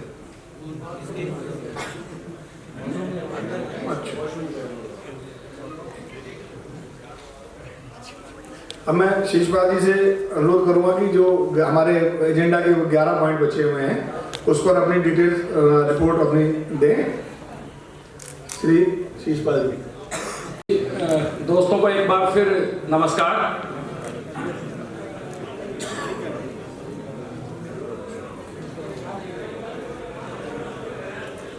आज का जो प्रोग्राम है वो जनरल बॉडी मीटिंग कम न्यू ईयर गेट टुगेदर की लाइन में है, और इस बहाने हम सब लोग मुलाकात होती है हर साल। और इसी कड़ी में जो जनरल बॉडी से रिलेटेड जो भी हमारे इश्यूज हैं उनके ऊपर नज़र डालना, उनके बारे में सोचना, देखना, ये हमारी जिम्मेवारी है। तो दोस्तों 2024 का जो साल रहा, हम पिछले साल में 8 जनवरी को मुलाकात हुई थी और 8 जनवरी की मुलाकात के बाद बहुत सारी चीजें घटित हुई, काफी मीटिंग्स हुई, बीच में एपेक्स कमेटी मीटिंग भी हुई। एपेक्स कमेटी मीटिंग की डायरेक्शन सजेशन के साथ इलेक्शन भी हुआ और इलेक्शन में 2 महीने हमने हुए भी। जिस टाइम में डायरेक्टर जनरल रिटायर होने वाला था अक्टूबर में, हमको लग रहा था कि इलेक्शन सितंबर लास्ट तक कंप्लीट हो जाएगा, 1 महीना फिर हमको मिलेगा उस डायरेक्टर जनरल से मिलने के लिए, लेकिन वो नहीं हुआ। उसके बाद आप सबको पता है कि फर्स्ट टाइम सीपीडब्ल्यूडी हिस्ट्री में ऐसा हुआ होगा कि मिनिस्ट्री के किसी आदमी को डीजी का चार्ज दे दिया इस तरीके से कि 6 महीने के लिए। जो भी है, जो स्थितियां हैं आपके सामने हैं, और एडमिनिस्ट्रेशन का जो टॉप रंग है वो क्लास 1 के हाथ में है, सबको पता है। और नीचे से अगर कोई प्रमोशन की स्थिति बनने की कोशिश होती है तो उसको रुकावट डालकर वो खड़े हो जाते हैं, इस डर के मारे कि कहीं ना कहीं हम आगे बढ़ ना पाए। सबको पता है कि सीपीडब्ल्यूडी में जो इंजीनियरिंग कैडर है वो 2 पार्ट में है, एक ग्रुप बी है और एक ग्रुप ए है। पुराने टाइम में ग्रुप सी से स्टार्ट होता था, लेकिन आज की डेट में ग्रुप बी से ही स्टार्ट होता है। जो लोग सिविल इंजीनियरिंग में हैं, जिन्होंने स्टील वगैरह का काम देखा है, सबको पता है कि हमको किसी कॉलम की स्ट्रेंथ के लिए स्टैगर्ड स्टील डालनी पड़ती है। तो कम से कम जो ग्रुप बी से मेंबर आता है वो मीडियम मैनेजमेंट लेवल तक तो जाना चाहिए। ठीक है, जो क्लास 1 है वो टॉप मैनेजमेंट तक जाता है, लेकिन ये बात एडमिनिस्ट्रेशन को ना पहले डाइजेस्ट हुई और ना आज डाइजेस्ट हो रही है। लेकिन पहले ये था कि हम ग्रुप सी से आते थे, लगता था कि ग्रुप सी वाला ऊपर जा रहा है, लेकिन आज ग्रुप बी में है तो ग्रुप बी से और ग्रुप ए में आने के लिए भी परेशानियां बहुत ज्यादा हैं, टेंशन बढ़ जाता है। अगर मान लीजिए कोई कोर्ट केस होता भी है तो वहां इनकी बैटरी ऑफ लॉयर पहुंच जाती है। तो दोस्तों, इन स्थितियों में ये जरूरी है कि हम अपनी जो प्रेजेंस है, फिजिकल प्रेजेंस है, उसकी मजबूती भी रखें और हम लीगली भी स्ट्रांग हो, क्योंकि नीचे से फर्स्ट प्रमोशन तक तो बहुत ज्यादा जरूरत नहीं है, लेकिन उसके बाद के प्रमोशन के लिए तो बहुत ज्यादा हमको लीगल सपोर्ट की भी जरूरत होती है। पिछले सालों में आपने देखा कि 15 साल से ज्यादा का जो पीरियड था वो एडहॉक में ही बिताना पड़ा। इवन 15 क्या 18, 19, 20 इस तरीके से टाइम पास हो रहा है। तो ऐसी स्थिति में और कोई रास्ता बचता भी नहीं कि हम लीगल में ना जाएं, लेकिन लीगल के साथ साथ ये जरूरी है कि हम अपनी फिजिकल स्ट्रेंथ भी एडमिनिस्ट्रेशन को टाइम टू टाइम बताते रहें, क्योंकि अकेले लीगल से भी काम नहीं हो रहा है। लीगल में अगर आप जीतकर भी आ गए ना तो फिर वो जैसा बताया कि डोला से भी कुछ ना कुछ क्रिएशन नहीं करा लेते हैं। तो ऐसी स्थिति में जरूरी है कि हम मजबूत रहें, अपने अपने मुद्दे में मजबूत ना रहें, मिलकर मजबूत हों।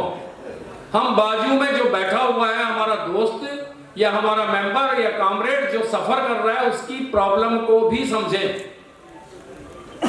हमने देखा है कि बहुत सारे दोस्त मिलकर एक लड़ना चालू कर देते हैं, लेकिन मैं ये बोलता हूं कि हम सब मिलकर मुद्दों के ऊपर लड़ें, सारे मुद्दों पर लड़ें, तभी कुछ काम हो सकता है।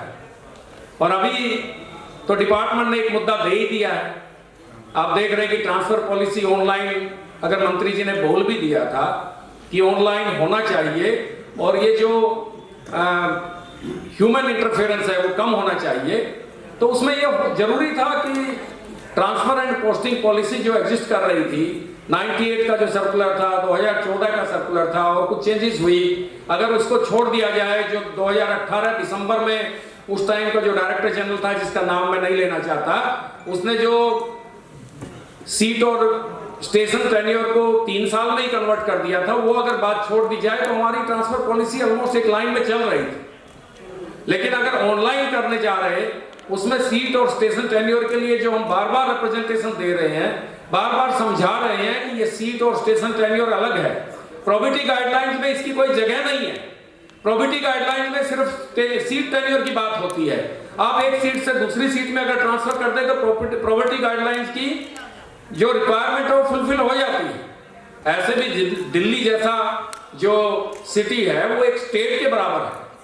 अगर उसकी लेंथ एंड ब्रेड्थ देखें तो हमारी हिंदुस्तान की बहुत सारी स्टेट से ज्यादा लेंथ एंड ब्रेड्थ है।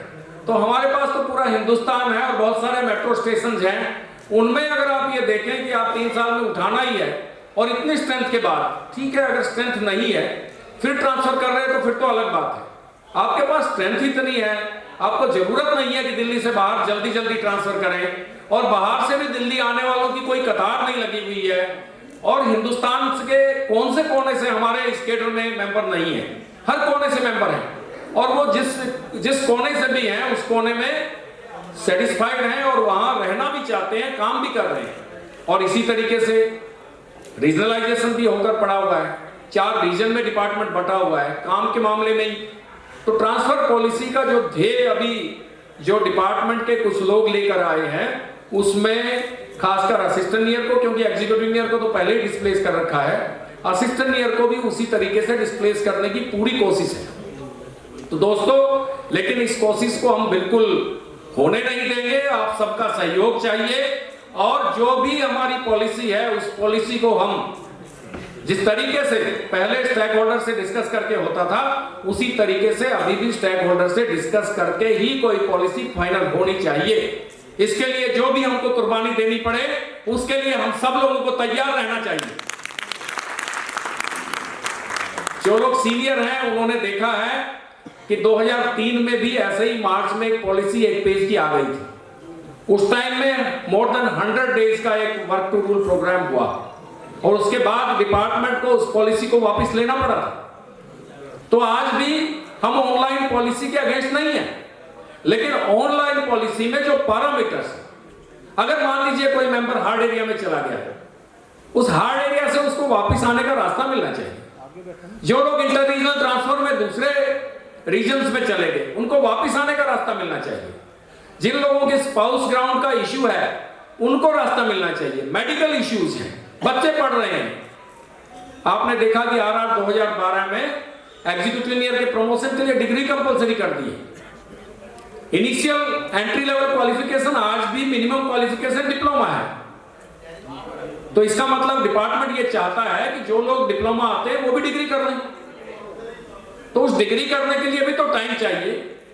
अगर मान लीजिए कहीं एडमिशन ले लिया और 2 साल के बाद बोलते हैं कि बाय बाय टाटा, तो फिर उसकी डिग्री कहां से हो गई? इसका मतलब ये हो गया कि आप परेशान करना चाहते हैं। और उस परेशानी में हम सब लोगों को ये जरूरी है कि हम संगठित हों, इकट्ठा रहें और मिलकर एक अपनी वॉइस एडमिनिस्ट्रेशन के सामने टाइम टू टाइम दिखाते रहें। आज हमारे पास बहुत ही यंग और एनर्जेटिक मेंबर्स हैं जिनको डिपार्टमेंट में अगले 30 साल तक रहना है। तो ऐसी स्थिति में ये जरूरी है कि इस फाउंडेशन को वीक ना होने दें। उन मेंबर से भी मेरी दरखास्त है कि वो जुड़कर इस कैडर को और मजबूती दें और अपने फ्यूचर को समझते हुए जो भी कुछ करना पड़े तो उसको आज ही करें। तो दोस्तों आपने देखा कि पीछे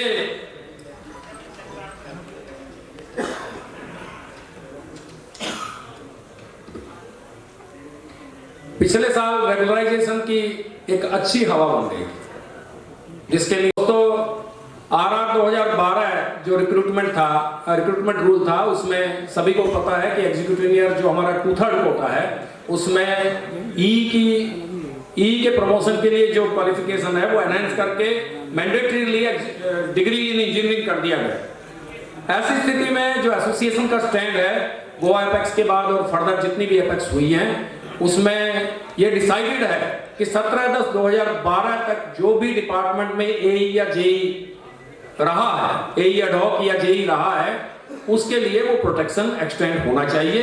उसी कड़ी में हमने एसोसिएशन से एक रिप्रेजेंटेशन, डिटेल्ड रिप्रेजेंटेशन और काफी एक्सटेंसिव डिटेल्ड रिप्रेजेंटेशन डिपार्टमेंट ने सबमिट किया अगस्त में, लेकिन उसका कोई जवाब अभी तक बना नहीं है। डिपार्टमेंट परेशान है कि उसमें क्या किया जाए। हमने यही बोला है कि अगर आप डिग्री कर रहे हैं हमको कोई दिक्कत नहीं है, फर्स्ट इंस्टेंस में आप डिग्री कर रहे हैं कोई दिक्कत नहीं है, लेकिन आप डिग्री कर रहे और डिप्लोमा आप मिनिमम क्वालिफिकेशन ले रहे, आप असिस्टेंट ईयर बनने के बाद सीनियरिटी भी सबको दे रहे हैं, तो ऐसी स्थिति में आप क्या चाहते हैं? आप कैडर के अंदर इतनी डिस्पैरिटी और डिससेटिस्फैक्शन क्रिएट करना क्यों चाहते हैं? अगर आपको लगता है कि एग्जीक्यूटिव इंजीनियर के लिए डिग्री ही चाहिए, ठीक है, आप कर रहे हैं, तो आप entry level qualification group B की जो जूनियर इंजीनियर कैडर में है उसको डिग्री करो।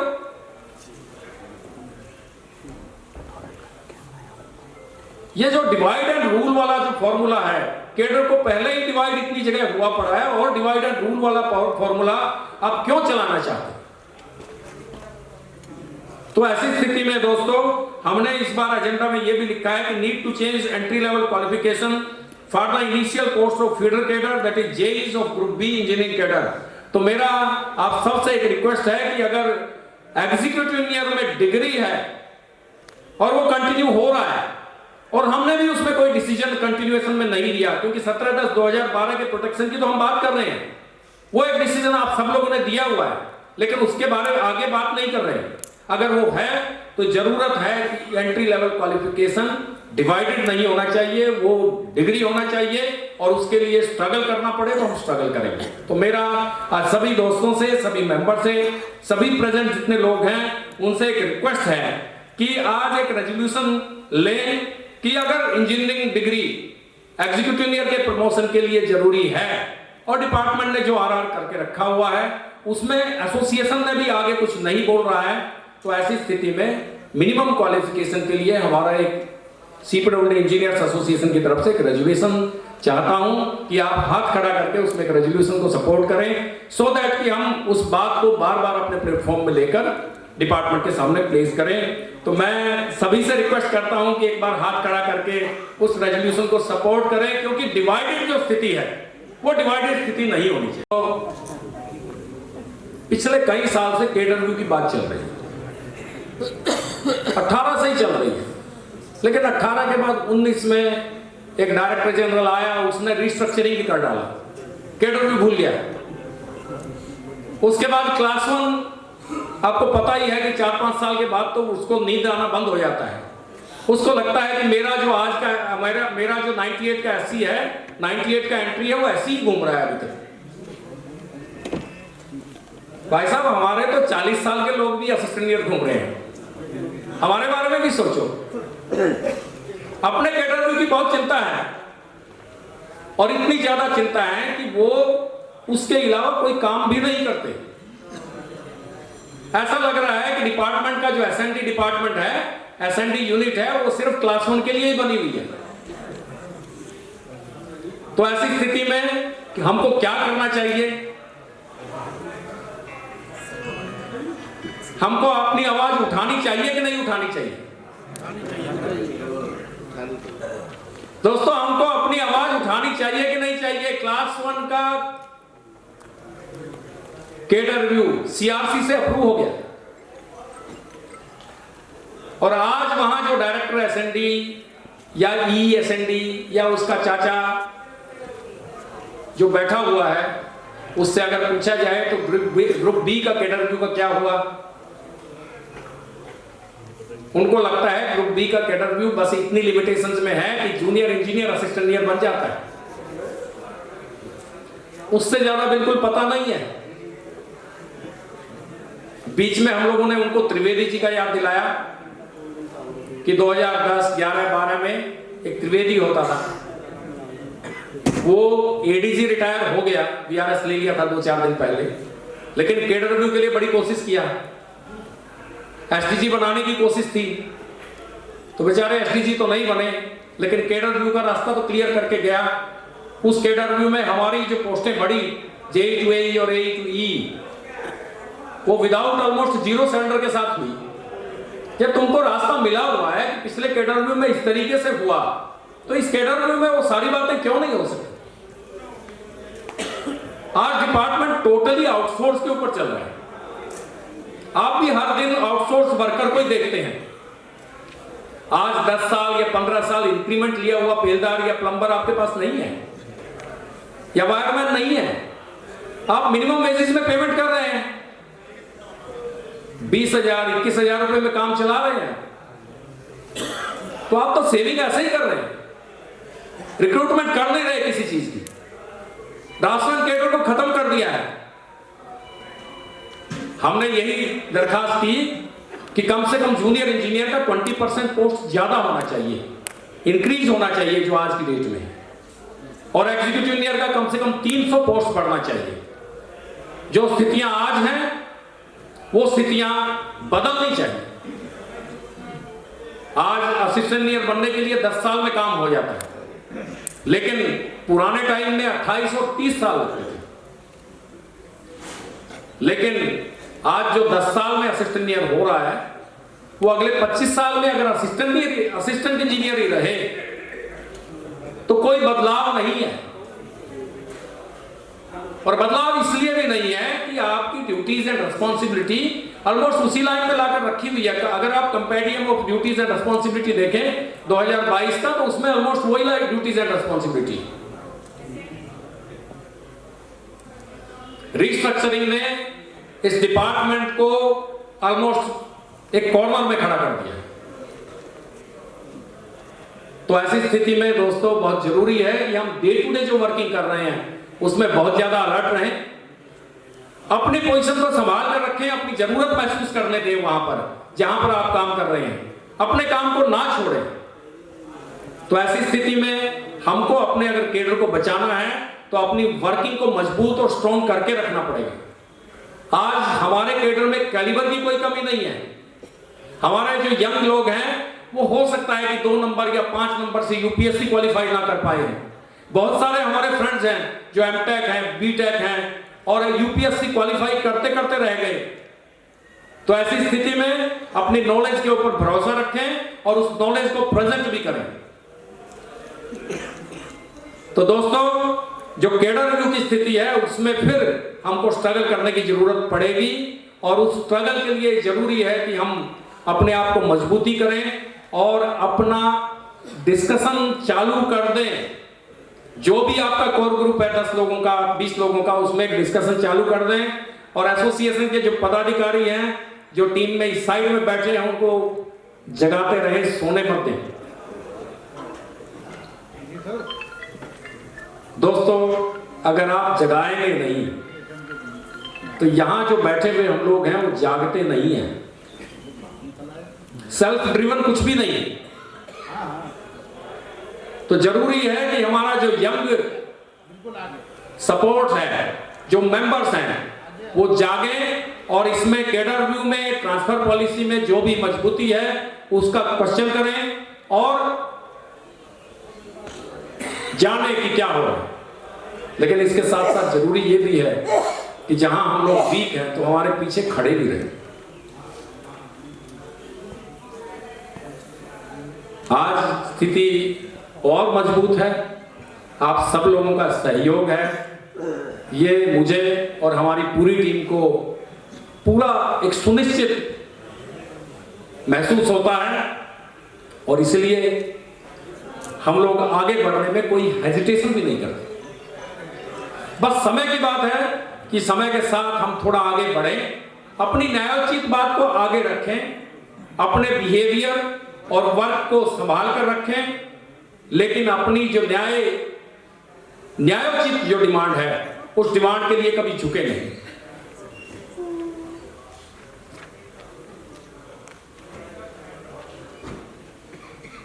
दोस्तों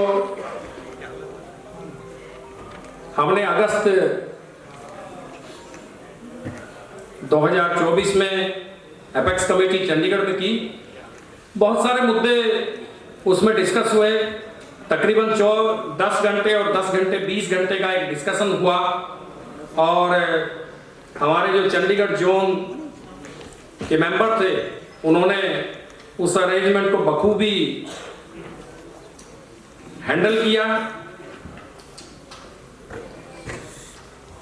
उन डिसीजंस के बारे में मैं आपके सामने एक बार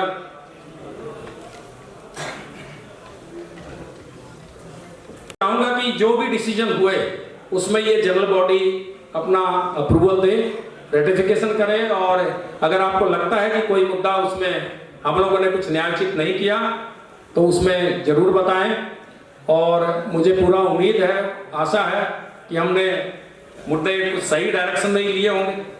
तो मैं जो पॉइंट्स हैं उनको आपके सामने रखता हूं। हमारा एजेंडा 1 था adoption of the resolution of previous apex committee meeting held at Goa. जो उसका रेजोल्यूशन था, उस रेजोल्यूशन में कोई चेंजेस नहीं थे, उस रेजोल्यूशन को हम लोगों ने अडॉप्ट किया।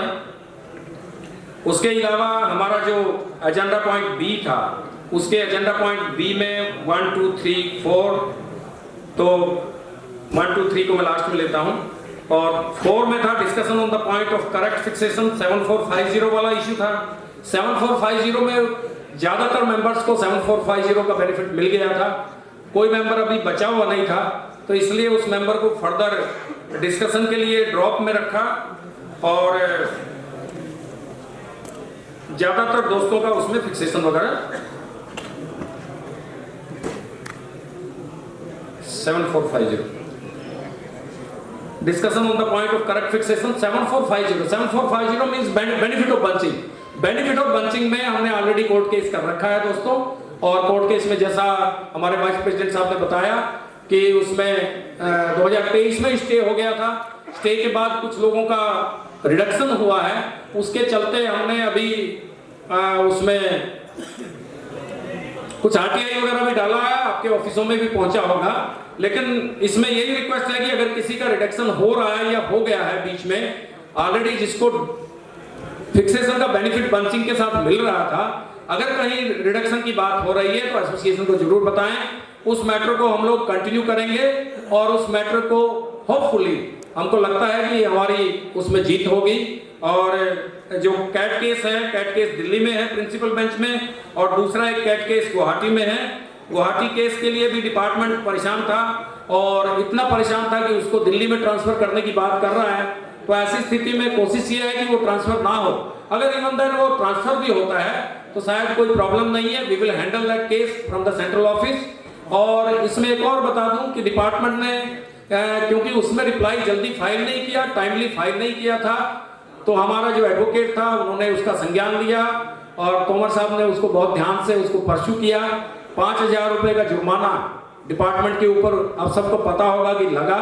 और अभी कुछ 6-7 दिन पहले लगातार फोन आ रहा था कि आप अपना अकाउंट नंबर वगैरह दे दो एसोसिएशन का, सो दैट कि हम वो जुर्माना जमा करना चाहते हैं। तो मैं आप सब लोगों को इस बात की मुबारकबाद देता हूं कि कम से कम एक जुर्माना डिपार्टमेंट के ऊपर उसमें लगा 5000 रुपीज का, वो पैसा डिपार्टमेंट का आने वाला है। हम बहुत खुश नहीं है उस बात के लिए, हमको तो चाहिए था कि रिप्लाई टाइमली हो और रिप्लाई के साथ साथ हमारा वो केस कंप्लीट हो, उसका रिजल्ट आए।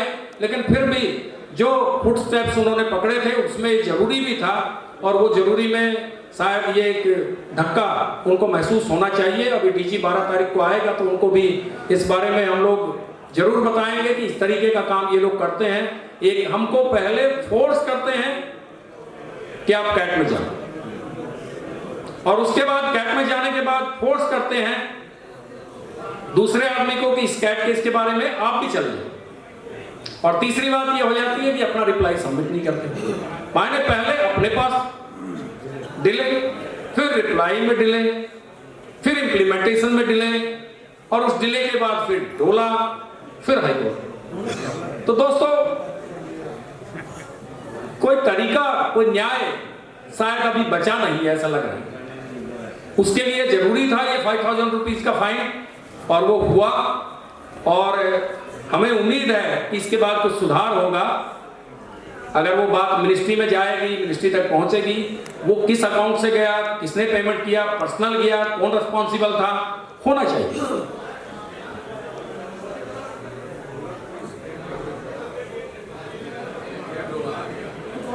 रॉन्ग फिक्सेशन के बारे में अगर 5 साल तक अगर आपने कंटिन्यूअस ले लिया था और रिटायरमेंट का 1 साल है तो उसमें रिकवरी नहीं होना चाहिए। ऐसे अगर केसेस हैं तो उन केसेस के बारे में भी डिस्कशन में आया, हालांकि वो केसेस सामने नहीं आए, लेकिन इसमें सिर्फ बंचिंग बेनिफिट का जो केस था उसके बारे में अगर कोई डिस्कशन है तो वो जरूर लेकर आए, और बाकी केसेस के बारे में जो भी सपोर्ट है हम लोगों से सेंट्रल ऑफिस को, वो रेजोल्यूशन इसमें लिया। ड्राफ्ट ट्रांसपोर्ट पॉलिसी का हम लोगों ने डिस्कशन किया था, लेकिन ड्राफ्ट ट्रांसपोर्ट पॉलिसी में जो सीट और स्टेशन टेन्योर का मेनली डिस्कशन था, हमने 16/8/2023 में जो सबमिशन किया और जो फरवरी में सबमिशन किया था उस बेसिस में डिस्कशन था। उसका रेजोल्यूशन वहां से अप्रूव हुआ। वो सेम अप्रूवल पिछली बार जनरल बॉडी में भी हम लोगों ने ले लिया था, लेकिन डिपार्टमेंट ने जब ये ऑनलाइन पॉलिसी अभी 13 फरवरी को दी है ना, आपने अगर ग्रुप में देखा होगा, वो 24/12 को हम लोगों ने सबमिट कर दिया था विद इन 15 डेज। उस सबमिशन के बारे में शायद किसी को कोई शिकायत नहीं होगी, वो ऑलरेडी हमने सबमिट कर दिया।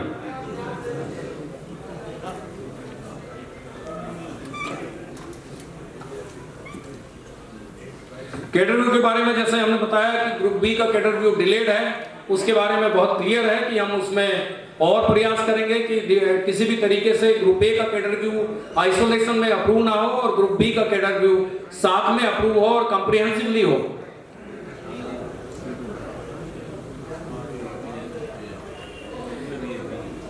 ये भी दिखाई दे रहा है कि एसीपी और एमएससीपी के केसेस टाइमली परस्यू नहीं, टाइमली मूवमेंट में नहीं है। हालांकि अगर आपका टेन्योर, अगर आपका डिफाइंड पीरियड कंप्लीट हो रहा है, उससे एडवांस में उसको प्रोसेस करना चाहिए। तो मेरा ये रिक्वेस्ट है कि अगर एमएससीपी और एसीपी, एमएससीपी से रिलेटेड जो भी केस है अगर पेंडिंग है आपका और आपको लगता है कि एसोसिएशन उसमें कुछ स्टेप ले सकता है, तो जरूर एसोसिएशन को बताएं, so that those matters can be taken up with the administration. दूसरा जो हमारी एसीपी थी, जिसमें प्रमोशनल हायरार्की में एसीपी थी, उस बात को भी नजरअंदाज एसोसिएशन नहीं कर रहा है। और उसमें जो कोर्ट का सुपर एपेक्स कोर्ट का जो डिसीजन था या डीओपीटी का जो डायरेक्शन था, उसके बाद भी हमारे कुछ 48, 49 और 53 जो पारा थे, उसमें कुछ ना कुछ स्पेस था। हालांकि वो स्पेस उतना नहीं बचा हुआ है और डिले भी हो गया। उसके बाद भी हमारे एजेंडा में वो पॉइंट रहेगा और उसका डिस्कशन जब भी हायर लेवल में होगा तो वो डिस्कशन का एक पार्ट रहेगा। अकाउंट एग्जाम के लिए बहुत सिंसियर और सीरियस सिचुएशन ये है कि जिन दोस्तों का अकाउंट एग्जाम पास नहीं होता, किसी वजह से नहीं होता, किसी हेल्थ की वजह से नहीं होता, फैमिली प्रॉब्लम की वजह से नहीं होता या उनके हेल्थ कंडीशंस की वजह से नहीं होता, तो ऐसी स्थिति में हमारे कई दोस्तों की 5-5, 6-6 इंक्रीमेंट रुक जाती है। वो बहुत नंबर कम है। उसके लिए एसोसिएशन स्टैंड कर रहा है। उसके लिए हम जो पिछली बार का पहले का जो 57 साल का एक बैरियर था कि 57 ईयर तक अगर अकाउंट एग्जाम पास नहीं होता है तो उसको एग्जाम्पशन मिलनी चाहिए, वो पॉइंट अभी जिंदा है। उस पॉइंट को स्ट्रांगली हम लोग जो भी मीटिंग है उसमें रखेंगे और जरूर उसमें कुछ ना कुछ रास्ता मिलेगा। सभी दोस्तों को पता है कि हमारा जो 7th CPC में ग्रेड पे 4600 ही रह गया, या यूं बोले कि हम 7th लेवल में हैं असिस्टेंट ईयर में। तो ऐसी स्थिति में 7th CPC के बाद हाई लेवल कमेटी का गठन हुआ। हाई लेवल कमेटी के गठन में हमारा जो सीपीडब्ल्यूडी इंजीनियर एसोसिएशन का जो योगदान था, हमारे जनरल सेक्रेटरी इंजीनियर चरण बाबू जी के मार्फत, वो बहुत ही सराहनीय था। और ऐसी स्थिति में जो डिसीजन और रिकमेंडेशन जो HLC का था, उस रिकमेंडेशन को मिनिस्ट्री तक पहुंचाया गया, लेकिन मिनिस्ट्री उस डिसीजन के ऊपर बहुत ज्यादा खरी नहीं उतरी। हालांकि वो कमेटी का गठन जो था वो मिनिस्ट्री ने ही किया था। इसी बीच में हमारी जो सिस्टर ऑर्गेनाइजेशन है उनका एक कोर्ट केस भी चल रहा है 5400 PB3 के लिए। हालांकि वो कोर्ट केस 6 CPC का कोर्ट केस है, 7th CPC का कोर्ट केस नहीं है। और 6 CPC का जो कोर्ट केस है वो किसी कंडीशंस के साथ है। वो कंडीशंस में कैट में डिसीजन फेवर में नहीं गया, हाई कोर्ट भी फेवर में नहीं गया, इस बीच में 7th CPC आ गया और उस 7th CPC में उस चीज का शायद संज्ञान लेते हुए हमको शायद 4800 ही मिल जाता, वो भी निकल गया। अभी फॉर्चुनेटली उसका डिसीजन जल्दी आ जाए, इसी उम्मीद में है कि जो भी डिसीजन आ जाए। और HLC की जो रिपोर्ट है वहां लगा दी गई और HLC की रिपोर्ट के बाद डिपार्टमेंट ने उसको एक्सेप्ट नहीं किया, मिनिस्ट्री ने वो बात वहां पहुंचा दी गई, स्पीकिंग ऑर्डर इशू कर दिया। हम बहुत ही दुखी हैं उस बात से कि उसको HLC की रिपोर्ट को इस तरीके से उसको साइड में रखना मिनिस्ट्री से, वो बिल्कुल ही एक्सेप्टेबल नहीं है। और हम जब भी डिस्कशन में जा रहे हैं, पिछली बार जो मंत्री जी, पुराने मंत्री जी थे, उनसे भी डिस्कशन किया था, हमने यही रिक्वेस्ट किया था कि उसका रिव्यू होना चाहिए। HLC अपने आप में कंप्लीट एनालिसिस है इस कैडर का, और इस कंप्लीट एनालिसिस को नजरअंदाज नहीं किया जा सकता।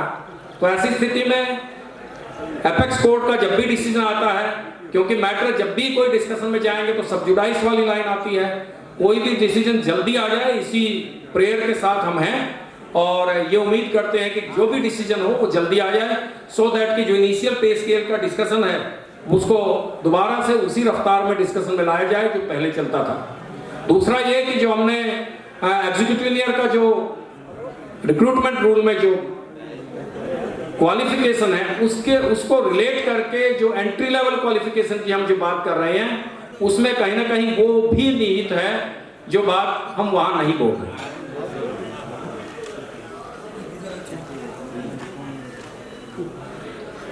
रेगुलराइजेशन ऑफ एग्जीक्यूटिव इंजीनियर, सबको पता है कि हम लोग लगातार प्रयासरत हैं और 2016-17 से आगे जो भी बाकी है उसको जल्दी से जल्दी उसको कंप्लीट करने के लिए जो भी कोशिश है उसमें लगे हुए हैं और उसको कंप्लीट कराकर ही रहेंगे। इसके अलावा एक नई बात है तो पुरानी, एक नई बात ये है कि जिन लोगों को डिपार्टमेंट ने रेगुलर कर दिया, यूपीएससी से रेगुलराइजेशन हो गए, 5 इलेक्ट्रिकल के थे पहले, फिर 170 से ऊपर सिविल था, उसके बाद इलेक्ट्रिकल की जुलाई में लिस्ट आई, आपने लिस्ट निकाल दी, कौन से साल में रेगुलर किया आप लोगों को बताया नहीं, सिर्फ रेगुलराइजेशन कर दिया, जबकि सबको पता है कि रेगुलराइजेशन ईयर वाइज ही हुआ है।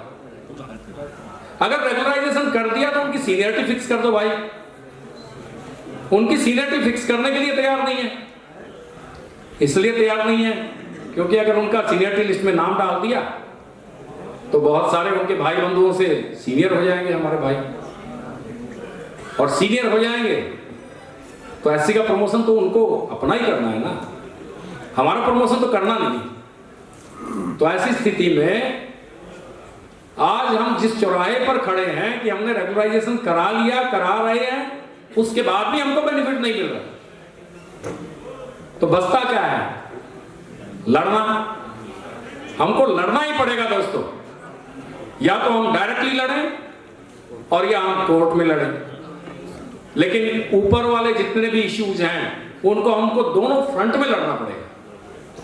हमको डिपार्टमेंट के ये हायर चैप्स के साथ भी लड़ना पड़ेगा और हमको कोर्ट में भी लड़ना पड़ेगा। तो इसके लिए मैं सभी दोस्तों से एक रिक्वेस्ट करता हूं कि जो भी सीनियरिटी, जो भी व्हाटएवर, हमारी सीनियरिटी हमको मिलनी चाहिए।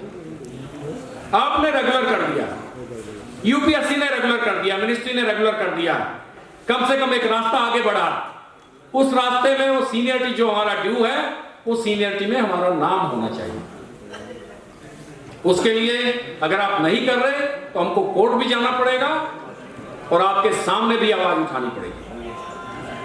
तो दोस्तों, आज इस जनरल बॉडी से मैं अपने दोस्तों से ये भी रिक्वेस्ट करता हूं कि सीनियरिटी जो 1125 में एग्जीक्यूटिव इंजीनियर की फिक्स होनी चाहिए सिविल और इलेक्ट्रिकल की, उसके लिए अगर हमको कोर्ट में भी जाना पड़े तो उसका अप्रूवल आप जरूर देंगे। मैं आप सबसे रिक्वेस्ट करता हूं कि एक बार हाथ खड़ा करके उसमें आपका एक सपोर्ट और सॉलिडारिटी इस टीम को दें। कोर्ट से पहले तो एडमिनिस्ट्रेशन के पास तो जाओ,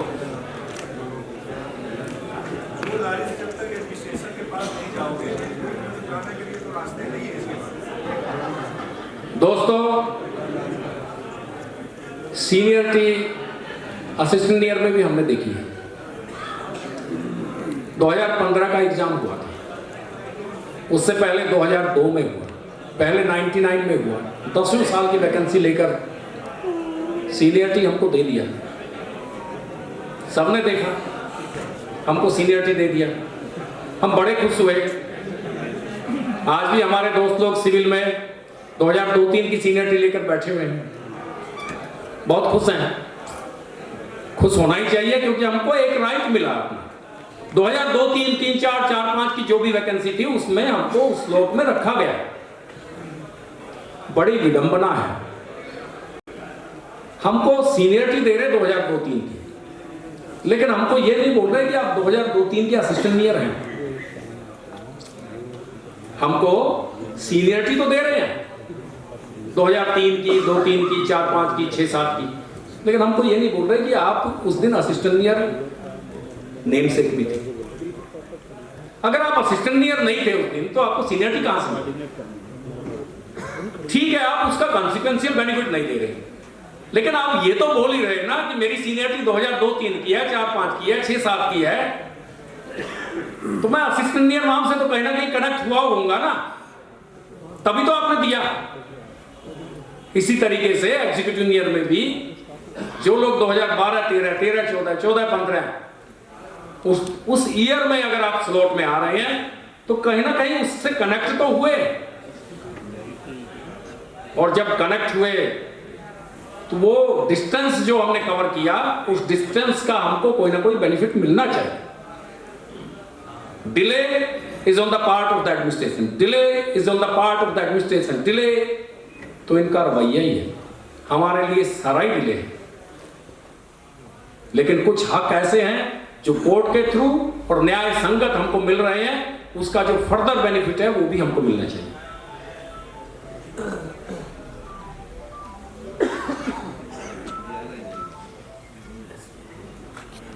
तोमर साहब ने डिटेल में बताया, और तकरीबन 8 केस एसोसिएशन के अभी पेंडिंग है जो हम लोग लगातार उसमें परस्यू करते हैं। तोमर जी उसमें बहुत टाइम देते हैं।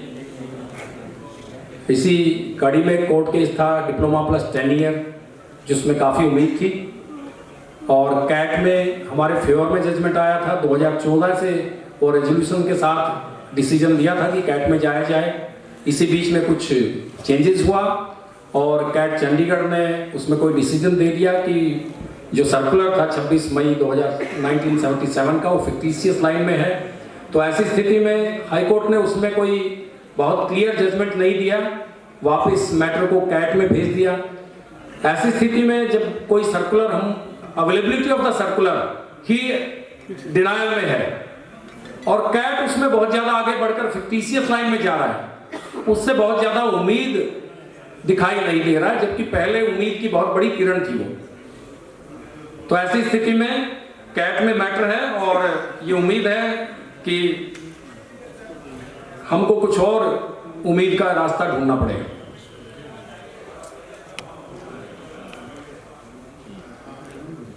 दोस्तों, बहुत सारे मुद्दे हैं। ईआरपी का एक मुद्दा है और सीपीडब्ल्यूडी में ईआरपी लगातार बढ़ते जा रहा है। जैसे मैंने बोला कि technology day by day grip में ले रही है डिपार्टमेंट को। ऐसी स्थिति में जरूरी है कि हम लोग भी टेक्नोलॉजी के साथ चेंज हों, और ईआरपी जिस तरीके से इम्प्लीमेंट करने की जबरदस्त कोशिश हो रही है, जबरदस्ती कोशिश हो रही है, जबकि वो मॉड्यूल शायद उतना परफेक्ट नहीं है, और ऐसी स्थिति में उसकी जो गलतियां हैं, उसकी जो प्रॉब्लम्स हैं, हमको हाईलाइट करनी चाहिए, सो दैट कि डिपार्टमेंट को हम ये बता सकें कि ये प्रॉब्लम है, इसकी वजह से कल को आप हमको ये पूछना नहीं है कि आपने ईआरपी मॉडल में काम किया या नहीं किया। हम बात तो कर रहे हैं कि हम सारा काम ईआरपी मॉडल में कर रहे हैं, लेकिन एक्चुअल में बहुत सारी चीजें हम नहीं कर रहे। तो ऐसी सिचुएशन में ये जरूरी है कि हम अपनी चीजें, अपनी बातें राइटिंग में प्लेस करते रहें कि मॉड्यूल चल नहीं रहा है या इसमें ये गलतियां हैं, ताकि कल को कोई ऑडिट ये बात ना करे कि 650 करोड़ रुपए खर्च करके डिपार्टमेंट ने ईआरपी मॉडल लगाया और आपका जो ऑफिसेज हैं वो काम ही नहीं कर रहे, तो इनके ऊपर एक्शन लिया जाए। तो दोस्तों, ये जरूरी है कि ईआरपी मॉडल में अगर कोई आप काम कर रहे हैं तो उसका संज्ञान दें, उसका ध्यान दें, और उसमें जो भी त्रुटियां हैं और जो मेजर है वो एसोसिएशन के नोटिस में भी लाएं, सो दैट वो मैटर भी एसोसिएशन टेकअप कर सके। Uniform GPF account, online VCC, बहुत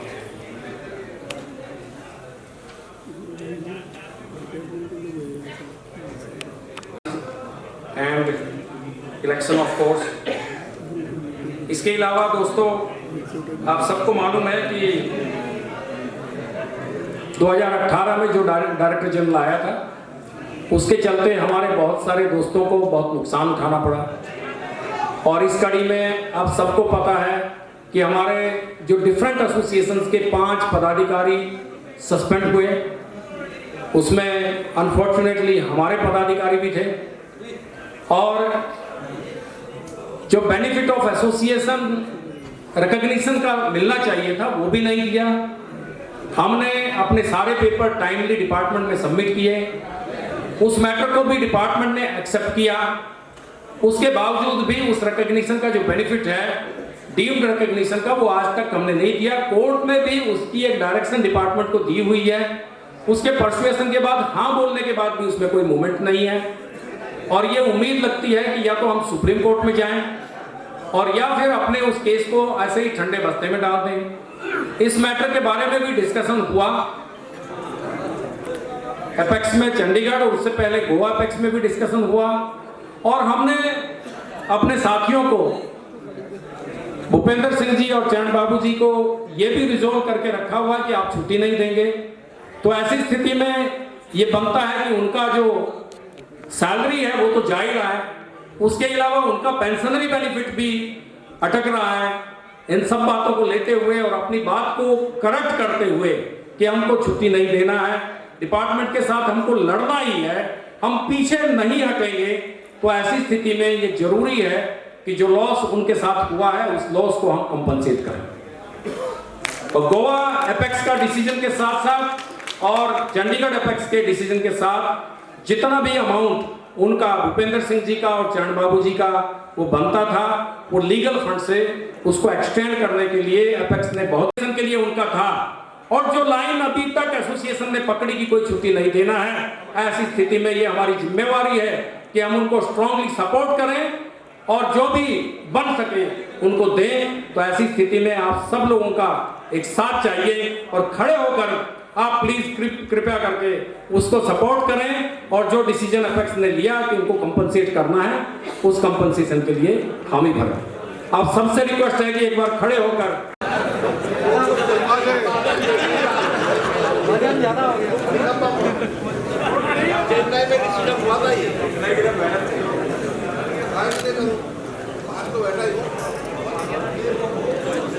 पॉइंट्स उसमें कवर्ड हैं वो तो है ही है, उसके अलावा भी इश्यूज भी वहाँ बात की हुई है। तो मेडिकल में तो ज़्यादा प्रॉब्लम नहीं है, बाकी जो पॉइंट्स हमने डाले हैं, खासकर रीजनलाइज, खासकर जो पॉलिसी को मेंटेन करना पिछले वाली को, और सीट और स्टेशन टेन्योर को चेंज करना और पैरामीटर्स को ठीक से डिफाइन करना, वो हमारी एक एसोसिएशन की जिम्मेवारी है, हम टेकअप करते रहेंगे। इसमें कोई स्पेशली अगर कुछ है, किसी को बोलना है, हमने जो सबमिशन किया उसके अलावा है, तो वो राइट अप सेंट्रल ऑफिस को दे दें, सो दैट कि जो फर्दर डिस्कशन है या फाइनल डिस्कशन है उसमें उसको इनकॉर्पोरेट करें। पे स्केल का कोर्ट का मैटर जो चल रहा है उसके चलते जो भी स्थितियां हैं आपके सामने लाई जाएंगी। और जो लास्ट टाइम का जो जीबी का डिसीजन है उसी लाइन में इनिशियल पे स्केल कम से कम हमको 5400 पीबी 2 का मिलना चाहिए, उस लाइन में हमारी डिमांड कंटिन्यूअस चलती रहेगी। Cadre view proposal group A का जो होने जा रहा है उसके साथ साथ ग्रुप बी का भी कैडर व्यू होना चाहिए, उसमें हमारी स्ट्रेंथन्ड पोजीशन है उसको हम बनाकर रखें सो दैट कि 17/10/2012 तक के जितने लोग हैं उनको न्याय मिले और 17/10/2012 के बाद जो लोग हैं उनको न्याय उस तरीके से मिले कि डिग्री सबका डिग्री हो जाए और सो दैट कि इनिशियल पे स्केल में भी कोई पॉजिटिव चेंजेस है। Regularisation process of executive engineer उसको हम कंप्लीट करा कर रहेंगे और हमारा जो प्रेसिडेंट साहब हैं और वाइस प्रेसिडेंट साहब और हम सब लोग उसमें लगे हुए हैं। उसमें एक एडिशन अभी चेयरमैन एक्शन कमेटी का भी निर्माण भवन में हो गया है, उससे और मजबूती आएगी। सीनियरिटी लिस्ट 1125 में एग्जीक्यूटिव इंजीनियर का बिल्कुल रिलीज होना चाहिए। उसके लिए जो भी तरीका है, फिजिकल और कोर्ट दोनों ही हथियार लगाएंगे, क्योंकि उसमें सो नहीं सकते, इसलिए नहीं सो सकते। हमारे एक दोस्त की आवाज आई थी कि पहले फिजिकल मतलब कोशिश कर लें, लेकिन जब तक हम कोशिश करेंगे तो सुपरिटेंडिंग इंजीनियर का प्रमोशन के लिए बीसीसी कॉल कर लिया क्लास 1 ने अपने लिए, हमारे से जूनियर लोग हैं वो लोग, हमको कोर्ट भी जाना पड़ेगा, लड़ना भी पड़ेगा। 24 फॉर द सिविल ये भी बहुत डिलेड है, इसमें हमारे 2002 के भी मेंबर फंसे हुए हैं, तकरीबन 11 मेंबर हैं, वो भी रिटायरमेंट की लाइन में है, बहुत सारे एक एक करके रिटायर हुए हो रहे हैं। उसको और सीरियसली हम लोग उसमें जरूर कोशिश करेंगे और उनको भी हम बोलते हैं हमारे जो दोस्तों को जो पिछले 1 साल से कोशिश में है कि वो थोड़ा एग्रेसिव हो जाए। एग्रेसिव एडमिनिस्ट्रेशन के लिए नहीं बोल रहा मैं, अब हमारे लिए ये एग्रेसिव हो जाए कि आप लोग कुछ काम नहीं कर रहे, तो थोड़ा सा हम भी वहां ट्रांसफर कर देंगे सब अग्रेसिवनेस। दोस्तों, अगर युद्ध नहीं है तो इसका मतलब सेना रिक्रूटमेंट ही बंद कर देगी क्या? सेना अपनी प्रैक्टिस ही बंद कर देगी क्या? तो इसलिए दोस्तों, एक सेनानी के नाते, कॉमरेड के नाते, एक मेंबर के नाते हम सबका कर्तव्य है कि हम मिलजुल कर इकट्ठा होकर अपनी स्ट्रेंथ को बार बार शो करते रहें और समय आने पर उस युद्ध के मैदान में भी अपने आप को प्रेजेंट करेंगे। बहुत बहुत धन्यवाद। सीप्रोड इंजीनियर्स एसोसिएशन जिंदाबाद। हमारी एक अनुरोध करूंगा कि वो पहले कैलेंडर को लॉन्च कर दें और सामने आ जाए इधर बैठ के।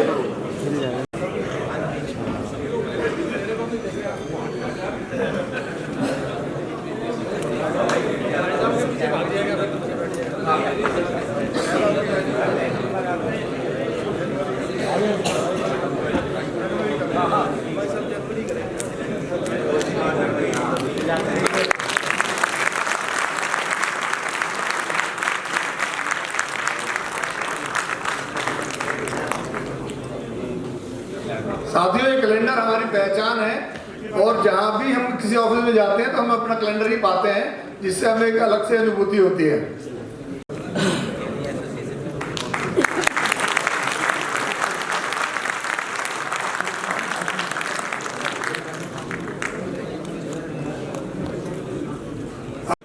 ये सब आपकी मेहनत है, आपने ही इसमें मेहनत की है, आपका कंट्रीब्यूशन है और बहुत सारे दोस्तों ने बहुत दिल लगाकर उसमें मेहनत की है।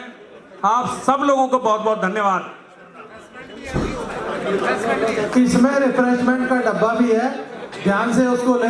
ऐसे ना सोचे कि इसमें वो नहीं है, खाने की चीज है, उसको जमीन पे ना रखें, अपने गोद पे हाथ में रखें। और हॉल मैनेजमेंट का ये एक रिक्वेस्ट है। अब मैं आमंत्रित करता हूं श्री लाल सिंह जी को, जो धन्यवाद प्रस्ताव प्रस्तुत करेंगे।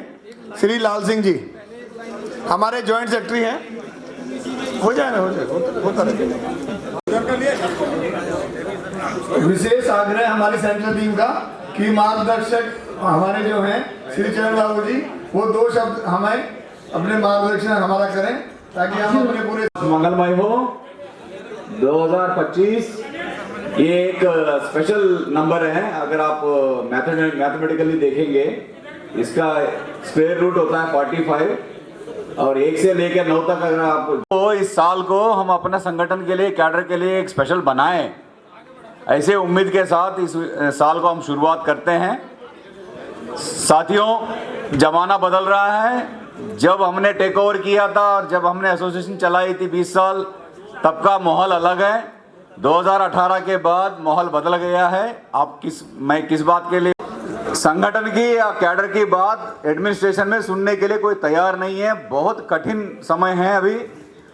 अब हमें एक होना और एक साथ लड़ना बहुत जरूरी है, संगठित होना बहुत जरूरी है। इसलिए संगठन को आगे बढ़ाते रहिए, संगठन को मजबूत करिए, क्योंकि अगले 2 साल के बाद मैक्सिमम जो मेजर ऑफिस बेरर से ये सब रिटायर हो जाएंगे।